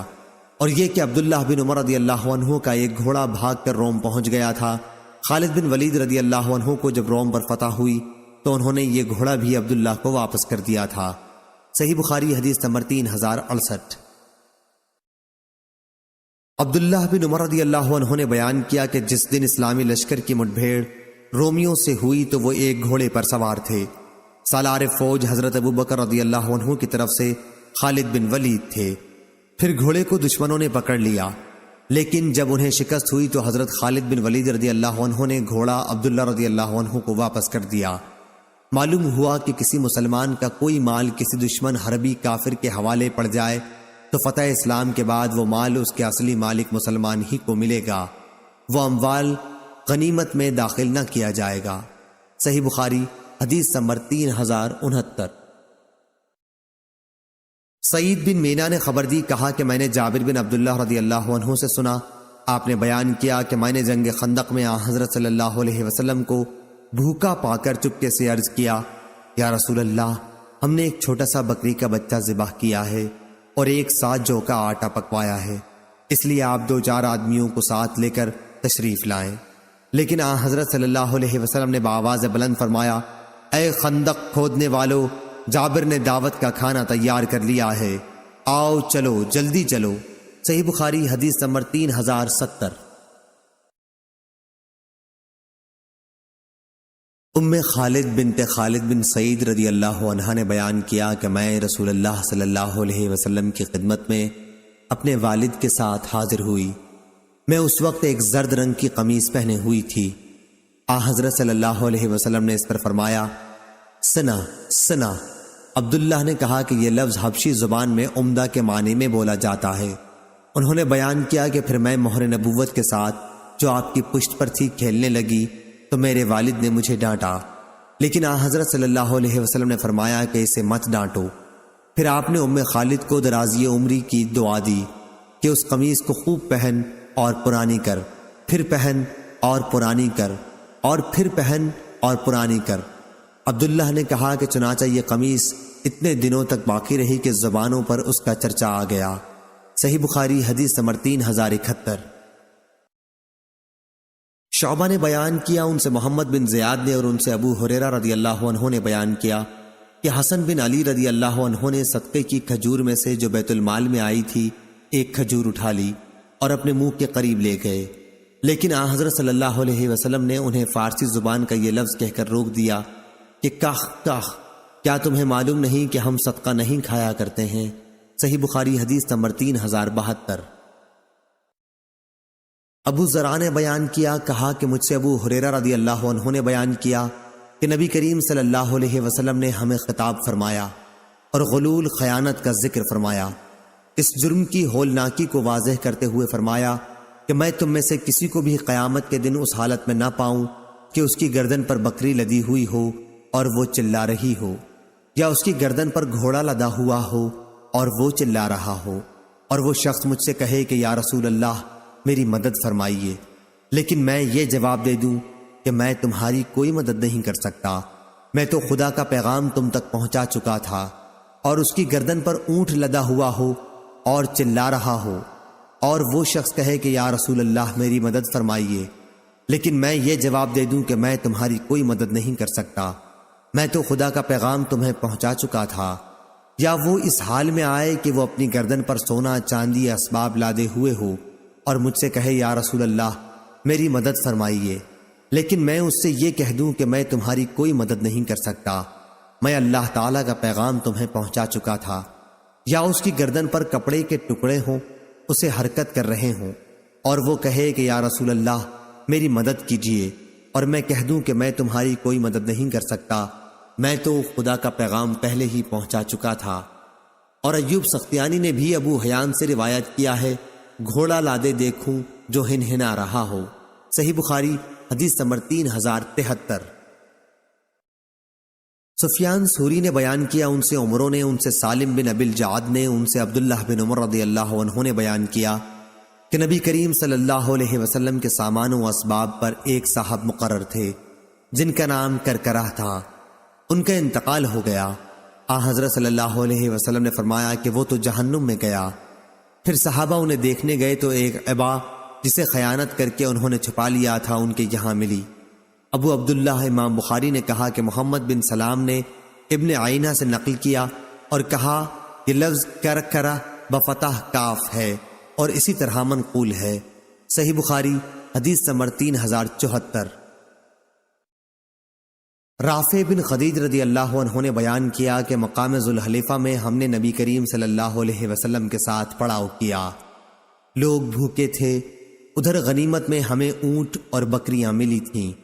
حضرت صلی اللہ علیہ وسلم لشکر کے پیچھے کے حصے میں تھے، لوگوں نے بھوک کے مارے جلدی کی ہانڈیاں چڑھا دیں، بعد میں نبی کریم صلی اللہ علیہ وسلم کے حکم سے ان ہانڈیوں کو اوندھا دیا گیا، پھر آپ نے غنیمت کی تقسیم شروع کی، 10 بکریوں کو ایک اونٹ کے برابر رکھا، اتفاق سے مال غنیمت کا ایک اونٹ بھاگ نکلا، لشکر میں گھوڑوں کی کمی تھی، لوگ اسے پکڑنے کے لیے دوڑے لیکن اونٹ نے سب کو تھکا دیا، آخر ایک صحابی خود رافع رضی اللہ عنہ نے اسے تیر مارا، اللہ تعالیٰ کے حکم سے اونٹ جہاں تھا وہیں رہ گیا۔ اس پر حضرت صلی اللہ علیہ وسلم نے فرمایا کہ ان پالتو جانوروں میں بھی جنگلی جانوروں کی طرح بعض دفعہ وحشت ہو جاتی ہے، اس لیے اگر ان میں سے کوئی قابو میں نہ آئے تو اس کے ساتھ ایسا ہی کرو۔ ابایا کہتے ہیں کہ میرے دادا رافع رضی اللہ عنہ نے خدمت نبوی میں عرض کیا، کہا کہ ہمیں امید ہے، یا یہ کہا کہ خوف ہے کہ کل کہیں ہمارے دشمن سے مٹ بھیڑ نہ ہو جائے، ادھر ہمارے پاس چھری نہیں ہے تو کیا ہم بانس کی کھپچیوں سے ذبح کر سکتے ہیں؟ آپ صلی اللہ علیہ وسلم نے فرمایا کہ جو چیز خون بہا دے اور ذبح کرتے وقت اس پر اللہ تعالیٰ کا نام بھی لیا گیا ہو تو اس کا گوشت کھانا حلال ہے، البتہ وہ چیز جس سے ذبح کیا گیا ہو دانت اور ناخن نہ ہونا چاہیے۔ تمہارے سامنے میں اس کی وجہ بھی بیان کرتا ہوں، دانت تو اس لیے نہیں کہ وہ ہڈی ہے اور ناخن اس لیے نہیں کہ وہ حبشیوں کی چھری ہے، صحیح بخاری حدیث نمبر 3075۔ قیس بن حازم نے بیان کیا، انہوں نے کہا کہ مجھ سے جریر بن عبداللہ رضی اللہ عنہ نے بیان کیا کہ مجھ سے رسول کریم صلی اللہ علیہ وسلم نے فرمایا، ذی الخلصہ یمن کے کعبے کو تباہ کر کے مجھے کیوں خوشی نہیں کرتے؟ یہ ذی الخلصہ یمن کے قبیلہ خشم کا بت کدا تھا، کعبے کے مقابل بنایا تھا، جسے کعبۃ الیمانیہ کہتے تھے۔ چنانچہ میں اپنے قبیلہ احمس کے 150 سواروں کو لے کر تیار ہو گیا۔ یہ سب اچھے شہ سوار تھے۔ پھر میں نے حضرت صلی اللہ علیہ وسلم سے عرض کیا کہ میں گھوڑے پر اچھی طرح سے جم نہیں پاتا، تو آپ نے میرے سینے پر دست مبارک مارا اور میں نے آپ کی انگلیوں کا نشان اپنے سینے پر دیکھا۔ آپ صلی اللہ علیہ وسلم نے پھر یہ دعا دی، اے اللہ اسے گھوڑے پر جما دے اور اسے صحیح راستہ دکھانے والا بنا دے اور خود اسے بھی راہ پایا ہوا کر دے۔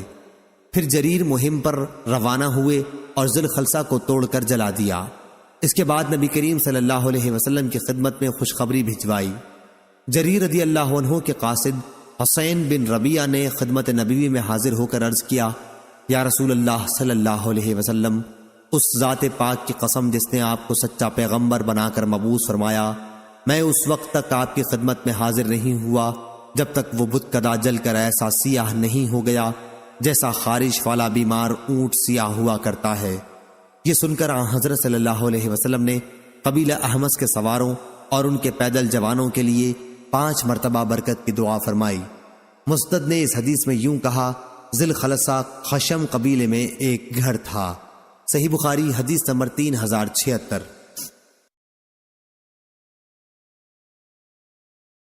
شیبان نے بیان کیا، ان سے منصور نے، ان سے مجاہد نے، ان سے طاؤس نے اور ان سے عبداللہ بن عباس رضی اللہ عنہ نے بیان کیا کہ نبی کریم صلی اللہ علیہ وسلم نے فتح مکہ کے دن فرمایا، اب ہجرت مکے سے مدینے کے لیے باقی نہیں رہی، البتہ حسن نیت اور جہاد باقی ہے، اس لیے جب تمہیں جہاد کے لیے بلایا جائے تو فوراً نکل جاؤ۔ صحیح بخاری حدیث نمبر 3077۔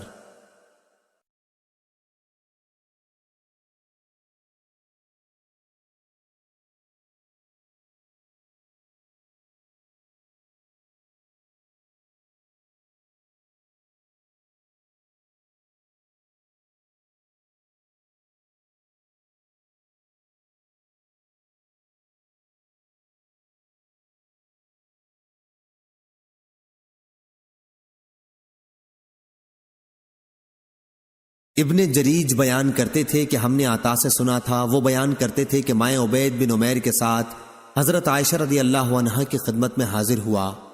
اس وقت آپ ثبیر پہاڑ کے قریب قیام فرما تھیں۔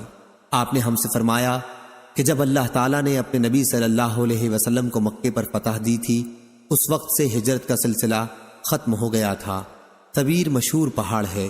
صحیح بخاری حدیث نمبر 3080۔ حسین نے خبر دی، انہیں سعد بن عبیدہ نے اور انہیں ابی عبد الرحمن نے، اور وہ عثمانی تھے۔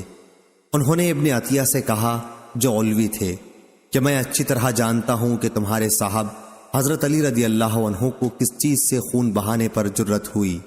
میں نے خود ان سے سنا، وہ بیان کرتے تھے کہ مجھے اور زبیر بن عوام کو نبی کریم صلی اللہ علیہ وسلم نے بھیجا اور ہدایت فرمائی کہ روضہ خاخ پر جب تم پہنچو تو تمہیں ایک عورت سارا نامی ملے گی جسے حاطب بن بلتعا رضی اللہ عنہ نے ایک خط دے کر بھیجا ہے، تم وہ خط اس سے لے کر آؤ۔ چنانچہ جب ہم اس باغ تک پہنچے، ہم نے اس عورت سے کہا خط لا۔ اس نے کہا کہ حاطب رضی اللہ عنہ نے مجھے کوئی خط نہیں دیا۔ ہم نے اس سے کہا کہ خط خود بخود نکال کر دے دے، ورنہ تلاشی کے لیے تمہارے کپڑے اتار لیے جائیں گے۔ تب کہیں اس نے خط اپنے نیفے میں سے نکال کر دیا۔ جب ہم نے وہ خط رسول کریم صلی اللہ علیہ وسلم کی خدمت میں پیش کیا تو آپ نے حاطب رضی اللہ عنہ کو بلا بھیجا۔ انہوں نے حاضر ہو کر عرض کیا، حضور میرے بارے میں جلدی نہ فرمائیں، اللہ کی قسم میں نے نہ کفر کیا ہے اور نہ میں اسلام سے ہٹا ہوں، صرف اپنے خاندان کی محبت نے اس پر مجبور کیا تھا۔ آپ صلی اللہ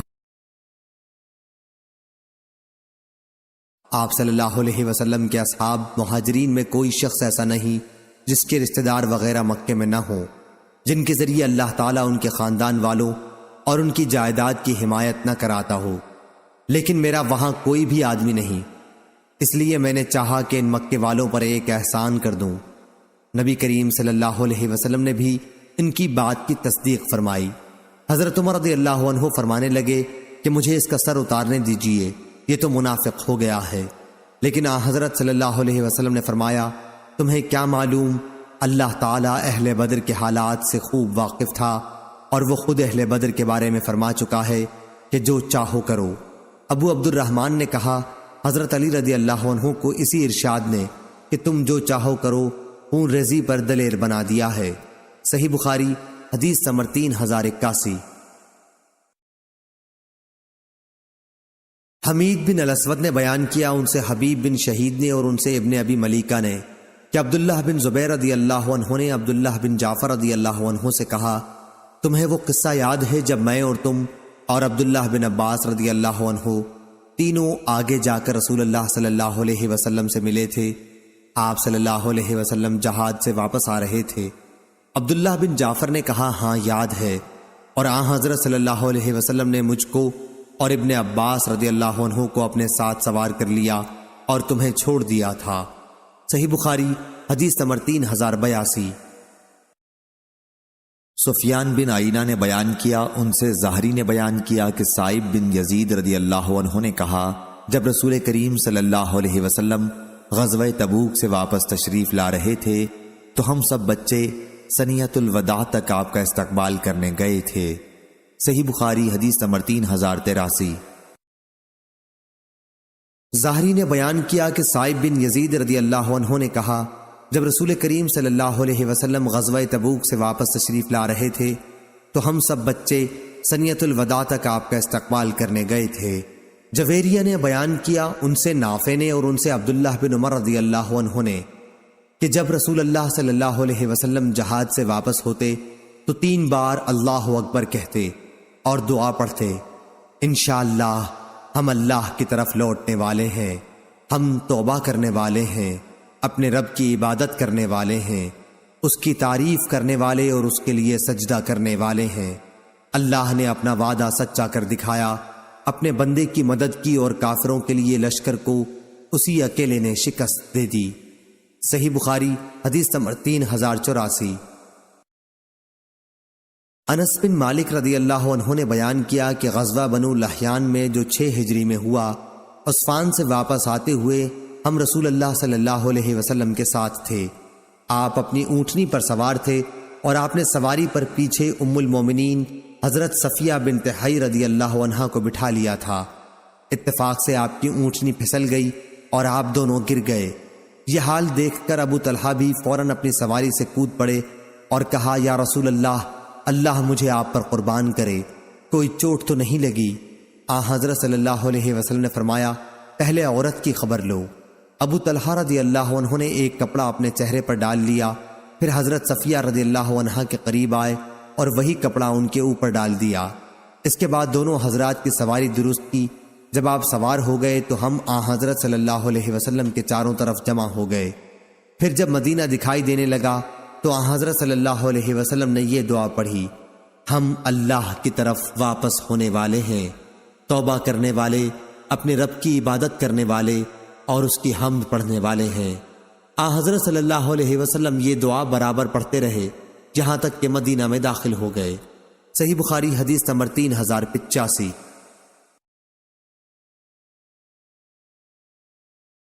انس بن مالک رضی اللہ عنہ نے بیان کیا کہ وہ اور ابو طلحہ رضی اللہ عنہ نبی کریم صلی اللہ علیہ وسلم کے ساتھ تھے۔ ام المومنین حضرت صفیہ رضی اللہ عنہا کو حضرت صلی اللہ علیہ وسلم نے اپنی سواری پر پیچھے بٹھا رکھا تھا۔ راستے میں اتفاق سے آپ کی اونٹنی پھسل گئی اور حضرت صلی اللہ علیہ وسلم گر گئے اور ام المومنین بھی گر گئیں۔ ابو طلحہ رضی اللہ عنہ نے یوں کہا کہ میں سمجھتا ہوں انہوں نے بھی اپنے آپ کو اونٹ سے گرا دیا اور حضرت صلی اللہ علیہ وسلم کے قریب پہنچ کر عرض کیا، اے اللہ کے رسول، اللہ مجھے آپ پر قربان کرے، کوئی چوٹ تو حضور کو نہیں آئی؟ آپ نے فرمایا کہ نہیں، لیکن تم عورت کی خبر لو۔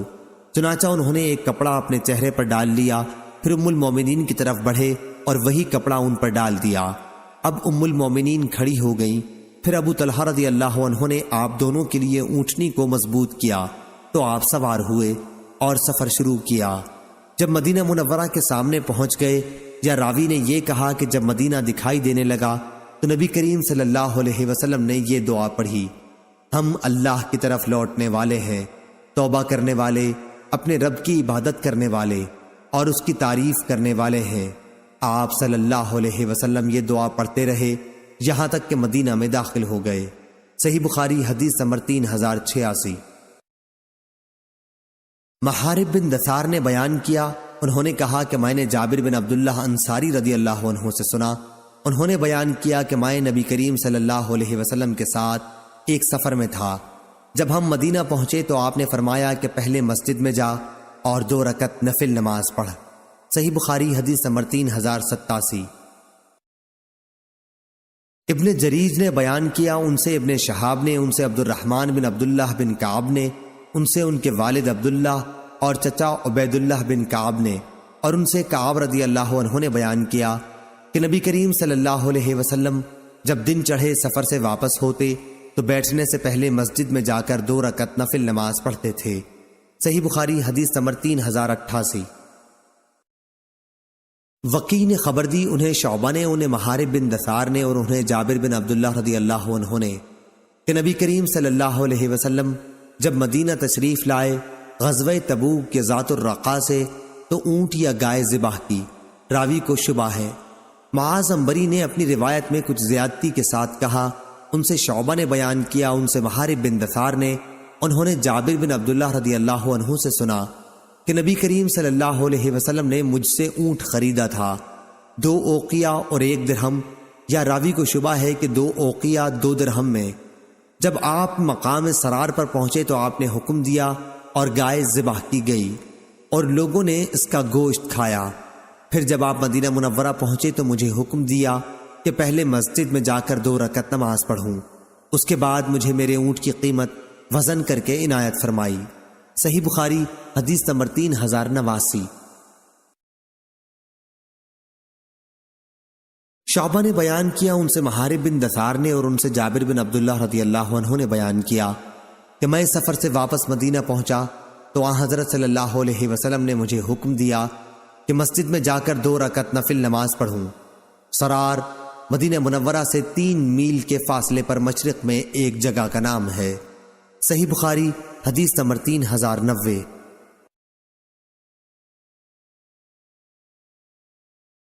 حسین بن علی رضی اللہ عنہ نے خبر دی کہ حضرت علی رضی اللہ عنہ نے بیان کیا، جنگ بدر کے مال غنیمت سے میرے حصے میں ایک جوان اونٹنی آئی تھی، اور نبی کریم صلی اللہ علیہ وسلم نے بھی ایک جوان اونٹنی خمس کے مال میں سے دی تھی۔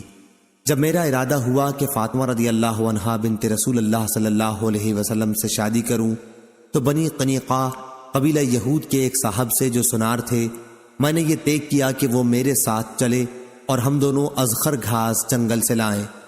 میرا ارادہ یہ تھا کہ وہ گھاس سناروں کو بیچ دوں گا اور اس کی قیمت سے اپنے نکاح کا ولیمہ کروں گا۔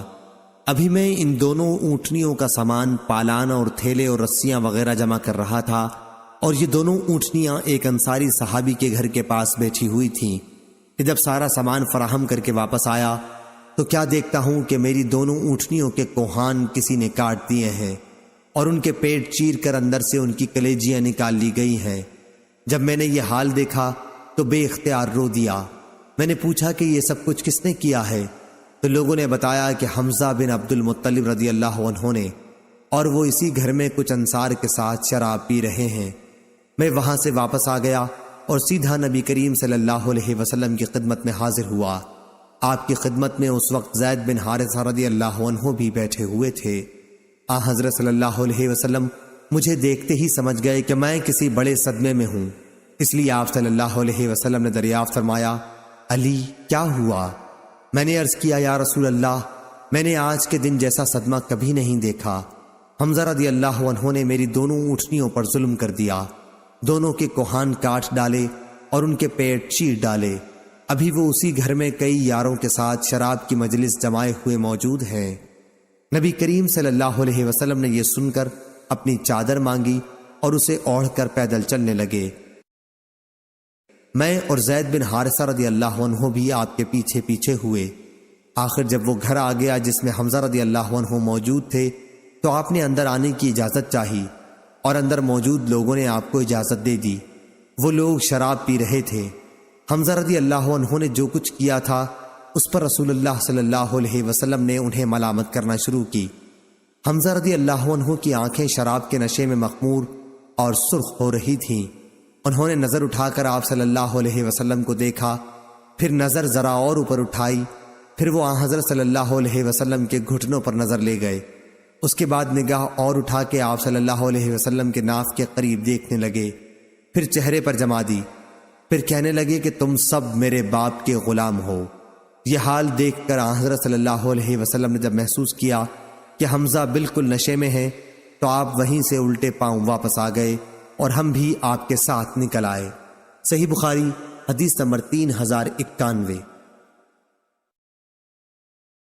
شہاب نے بیان کیا انہیں عروہ بن زبیر رضی اللہ عنہ نے خبر دی اور انہیں ام المومنین عائشہ رضی اللہ عنہا نے کہ رسول کریم صلی اللہ علیہ وسلم کی صاحبزادی فاطمہ رضی اللہ عنہا نے حضرت صلی اللہ علیہ وسلم کی وفات کے بعد حضرت ابو بکر صدیق رضی اللہ عنہ سے مطالبہ کیا تھا کہ حضرت صلی اللہ علیہ وسلم کے اس ترکے سے انہیں ان کی میراث کا حصہ دلایا جائے جو اللہ تعالیٰ نے حضرت صلی اللہ علیہ وسلم کوفے کی صورت میں دیا تھا، جیسے فدق وغیرہ۔ صحیح بخاری حدیث نمبر 3092۔ ابو بکر صدیق رضی اللہ عنہ نے حضرت فاطمہ رضی اللہ عنہا سے کہا کہ حضرت صلی اللہ علیہ وسلم نے اپنی حیات میں فرمایا تھا کہ ہمارا گروہ انبیاء علیہم السلام کا ورثہ تقسیم نہیں ہوتا، ہمارا ترکہ صدقہ ہے۔ فاطمہ رضی اللہ عنہا یہ سن کر غصہ ہو گئیں اور حضرت ابو بکر رضی اللہ عنہ سے ترک ملاقات کی اور وفات تک ان سے نہ ملی۔ وہ رسول اللہ صلی اللہ علیہ وسلم کے بعد 6 مہینے زندہ رہی تھیں۔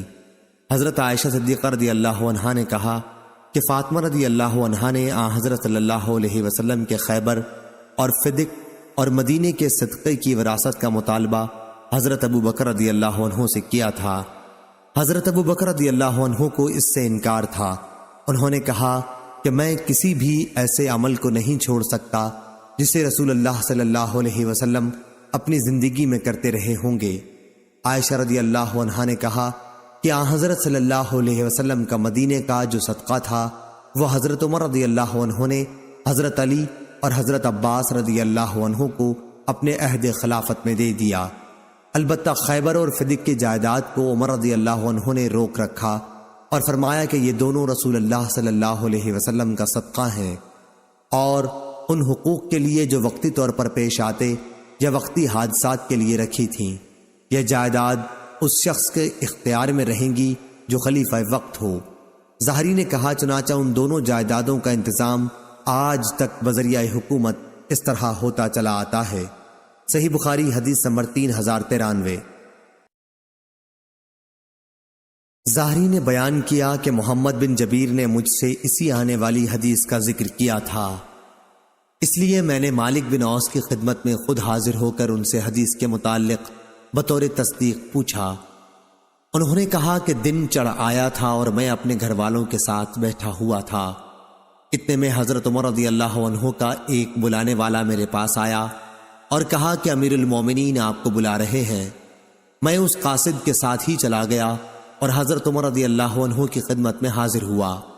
آپ ایک تخت پر بوریا بچھائے، بورے پر کوئی بچھونا نہ تھا، صرف ایک چمڑے کی تکیے پر ٹیکا دیے ہوئے بیٹھے تھے۔ میں سلام کر کے بیٹھ گیا، پھر انہوں نے فرمایا مالک تمہاری قوم کے کچھ لوگ میرے پاس آئے تھے، میں نے ان کے لیے کچھ حقیر سی امداد کا فیصلہ کر لیا ہے، تم اسے اپنی نگرانی میں ان میں تقسیم کرا دو۔ میں نے عرض کیا یا امیر المومنین اگر آپ اس کام پر کسی اور کو مقرر فرما دیتے تو بہتر ہوتا، لیکن عمر رضی اللہ عنہ نے یہی اصرار کیا کہ نہیں، اپنی ہی تحویل میں بانٹ دو۔ ابھی میں وہیں حاضر تھا کہ امیر المومنین کے دربان یرفع آئے اور کہا کہ عثمان بن عفان، عبد الرحمن بن عوف، زبیر بن عوام اور سعد بن ابی وقاص رضی اللہ عنہم اندر آنے کی اجازت چاہتے ہیں۔ حضرت عمر رضی اللہ عنہ نے فرمایا کہ ہاں انہیں اندر بلا لو۔ آپ کی اجازت پر یہ حضرات داخل ہوئے اور سلام کر کے بیٹھ گئے۔ یرفع بھی تھوڑی دیر بیٹھے رہے اور پھر اندر آ کر عرض کیا علی اور عباس رضی اللہ عنہ کو بھی اندر آنے کی اجازت ہے؟ آپ نے فرمایا کہ ہاں انہیں بھی اندر بلا لو۔ آپ کی اجازت پر یہ حضرات بھی اندر تشریف لے آئے اور سلام کر کے بیٹھ گئے۔ عباس رضی اللہ عنہ نے کہا یا امیر المومنین میرا اور ان کا فیصلہ کر دیجئے۔ ان حضرات کا جھگڑا اس جائیداد کے بارے میں تھا جو اللہ تعالیٰ نے اپنے رسول اللہ صلی اللہ علیہ وسلم کو بنی نذیر کے اموال میں سے خمس کے طور پر عنایت فرمائی تھی۔ اس پر حضرت عثمان اور ان کے ساتھ جو دیگر صحابہ تھے کہنے لگے، ہاں امیر المومنین، ان حضرات میں فیصلہ فرما دیجئے اور ہر ایک کو دوسرے کی طرف سے بے فکر کر دیجئے۔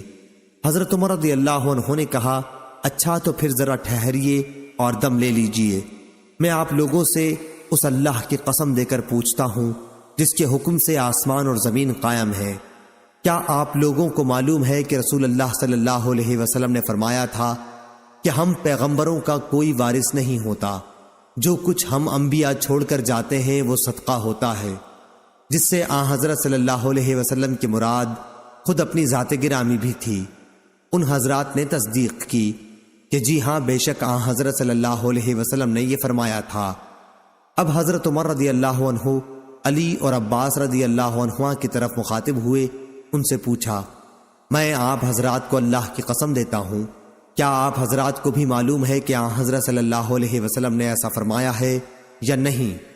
انہوں نے بھی اس کی تصدیق کی کہ آن حضرت صلی اللہ علیہ وسلم نے بے شک ایسا فرمایا ہے۔ حضرت عمر رضی اللہ عنہ نے کہا کہ اب میں آپ لوگوں سے اس معاملے کی شرح بیان کرتا ہوں۔ بات یہ ہے کہ اللہ تعالی نے اپنے رسول صلی اللہ علیہ وسلم کے لیے اس غنیمت کا ایک مخصوص حصہ مقرر کر دیا تھا جسے آن حضرت صلی اللہ علیہ وسلم نے بھی کسی دوسرے کو نہیں دیا تھا۔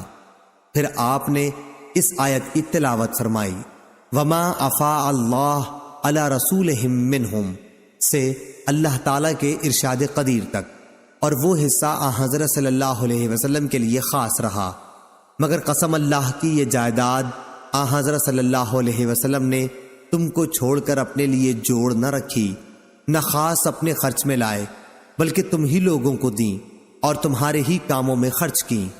یہ جو جائیداد بچ رہی ہے، اس میں سے آپ اپنی بیویوں کا سال بھر کا خرچ لیا کرتے، اس کے بعد جو باقی بچتا وہ اللہ کے مال میں شریک کر دیتے، جہاد کے سامان فراہم کرنے میں۔ خیر، آن حضرت صلی اللہ علیہ وسلم تو اپنی زندگی میں ایسا ہی کرتے رہے۔ حاضرین، تم کو اللہ کی قسم، کیا تم یہ نہیں جانتے؟ انہوں نے کہا، بے شک جانتے ہیں۔ پھر حضرت عمر رضی اللہ عنہ نے علی اور عباس رضی اللہ عنہ سے کہا، میں آپ حضرات سے بھی اللہ کی قسم دے کر پوچھتا ہوں، کیا آپ لوگ یہ نہیں جانتے ہیں؟ دونوں حضرات نے جواب دیا کہ ہاں۔ پھر حضرت عمر رضی اللہ عنہ نے یوں فرمایا کہ پھر اللہ تعالیٰ نے اپنے نبی کریم صلی اللہ علیہ وسلم کو دنیا سے اٹھا لیا تو ابو بکر صدیق رضی اللہ عنہ کہنے لگے کہ میں رسول اللہ صلی اللہ علیہ وسلم کا خلیفہ ہوں، اور اس لیے انہوں نے آن حضرت صلی اللہ علیہ وسلم کی اس مخلص جائیداد پر قبضہ کیا، اور جس طرح آن حضرت صلی اللہ علیہ وسلم اس میں سے مصارف کیا کرتے تھے وہ کرتے رہے۔ اللہ خوب جانتا ہے کہ ابو بکر رضی اللہ عنہ اپنے اس طرز عمل میں سچے، مخلص، نیکوکار، حق کی پیروی کرنے والے تھے۔ پھر اللہ تعالیٰ نے ابو بکر رضی اللہ عنہ کو بھی اپنے پاس بلا لیا، اور اب میں ابو بکر رضی اللہ عنہ کا نائب مقرر ہوا۔ میری خلافت کو 2 سال ہو گئے ہیں، اور میں نے بھی اس جائیداد کو اپنی تحویل میں رکھا ہے جو مصارف رسول اللہ صلی اللہ علیہ وسلم اور ابو بکر رضی اللہ عنہ اس میں کیا کرتے تھے، ویسا ہی میں بھی کرتا رہا، اور اللہ خوب جانتا ہے کہ اس میں اپنے اس طرز عمل میں سچا، مخلص اور حق کی پیروی کرنے والا ہوں۔ پھر آپ دونوں میرے پاس مجھ سے گفتگو کرنے آئے، اور بالاتفاق گفتگو کرنے لگے کہ دونوں کا مقصد ایک تھا۔ جناب عباس، آپ تو اس لیے تشریف لائے کہ آپ کو اپنے بھتیجے صلی اللہ علیہ وسلم کی میراث کا دعویٰ میرے سامنے پیش کرنا تھا۔ پھر علی رضی اللہ عنہ سے فرمایا کہ آپ اس لیے تشریف لائے کہ آپ کو اپنی بیوی حضرت فاطمہ رضی اللہ عنہا کا دعویٰ پیش کرنا تھا کہ ان کے والد رسول اللہ صلی اللہ علیہ وسلم کی میراث انہیں ملنی چاہیے۔ میں نے آپ دونوں حضرات سے عرض کر دیا کہ رسول اللہ صلی اللہ علیہ وسلم خود فرما گئے کہ ہم پیغمبروں کا کوئی میراث تقسیم نہیں ہوتا، ہم جو کچھ چھوڑ جاتے ہیں وہ صدقہ ہوتا ہے۔ پھر مجھ کو یہ مناسب معلوم ہوا کہ میں ان جائیدادوں کو تمہارے قبضے میں دے دوں، تو میں نے تم سے کہا، دیکھو اگر تم چاہو تو میں یہ جائیدادیں تمہارے سپرد کر دیتا ہوں، لیکن اس عہد اور اس اقرار پر کہ تم اس کی آمدنی سے وہ سب کام کرتے رہو گے جو آن حضرت صلی اللہ علیہ وسلم اور ابو بکر صدیق رضی اللہ عنہ اپنی خلافت میں کرتے رہے۔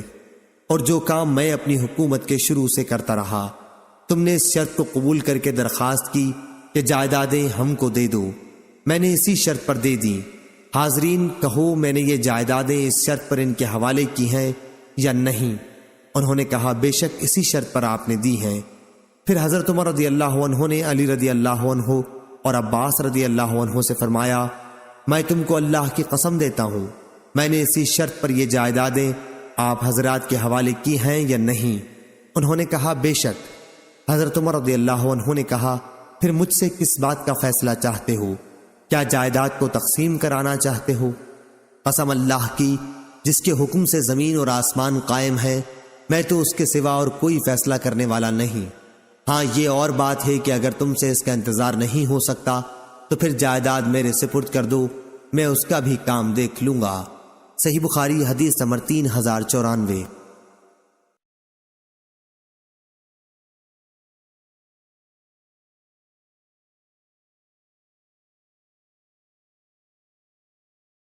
ابو حمزہ زبائی نے بیان کیا انہوں نے ابن عباس رضی اللہ عنہ سے سنا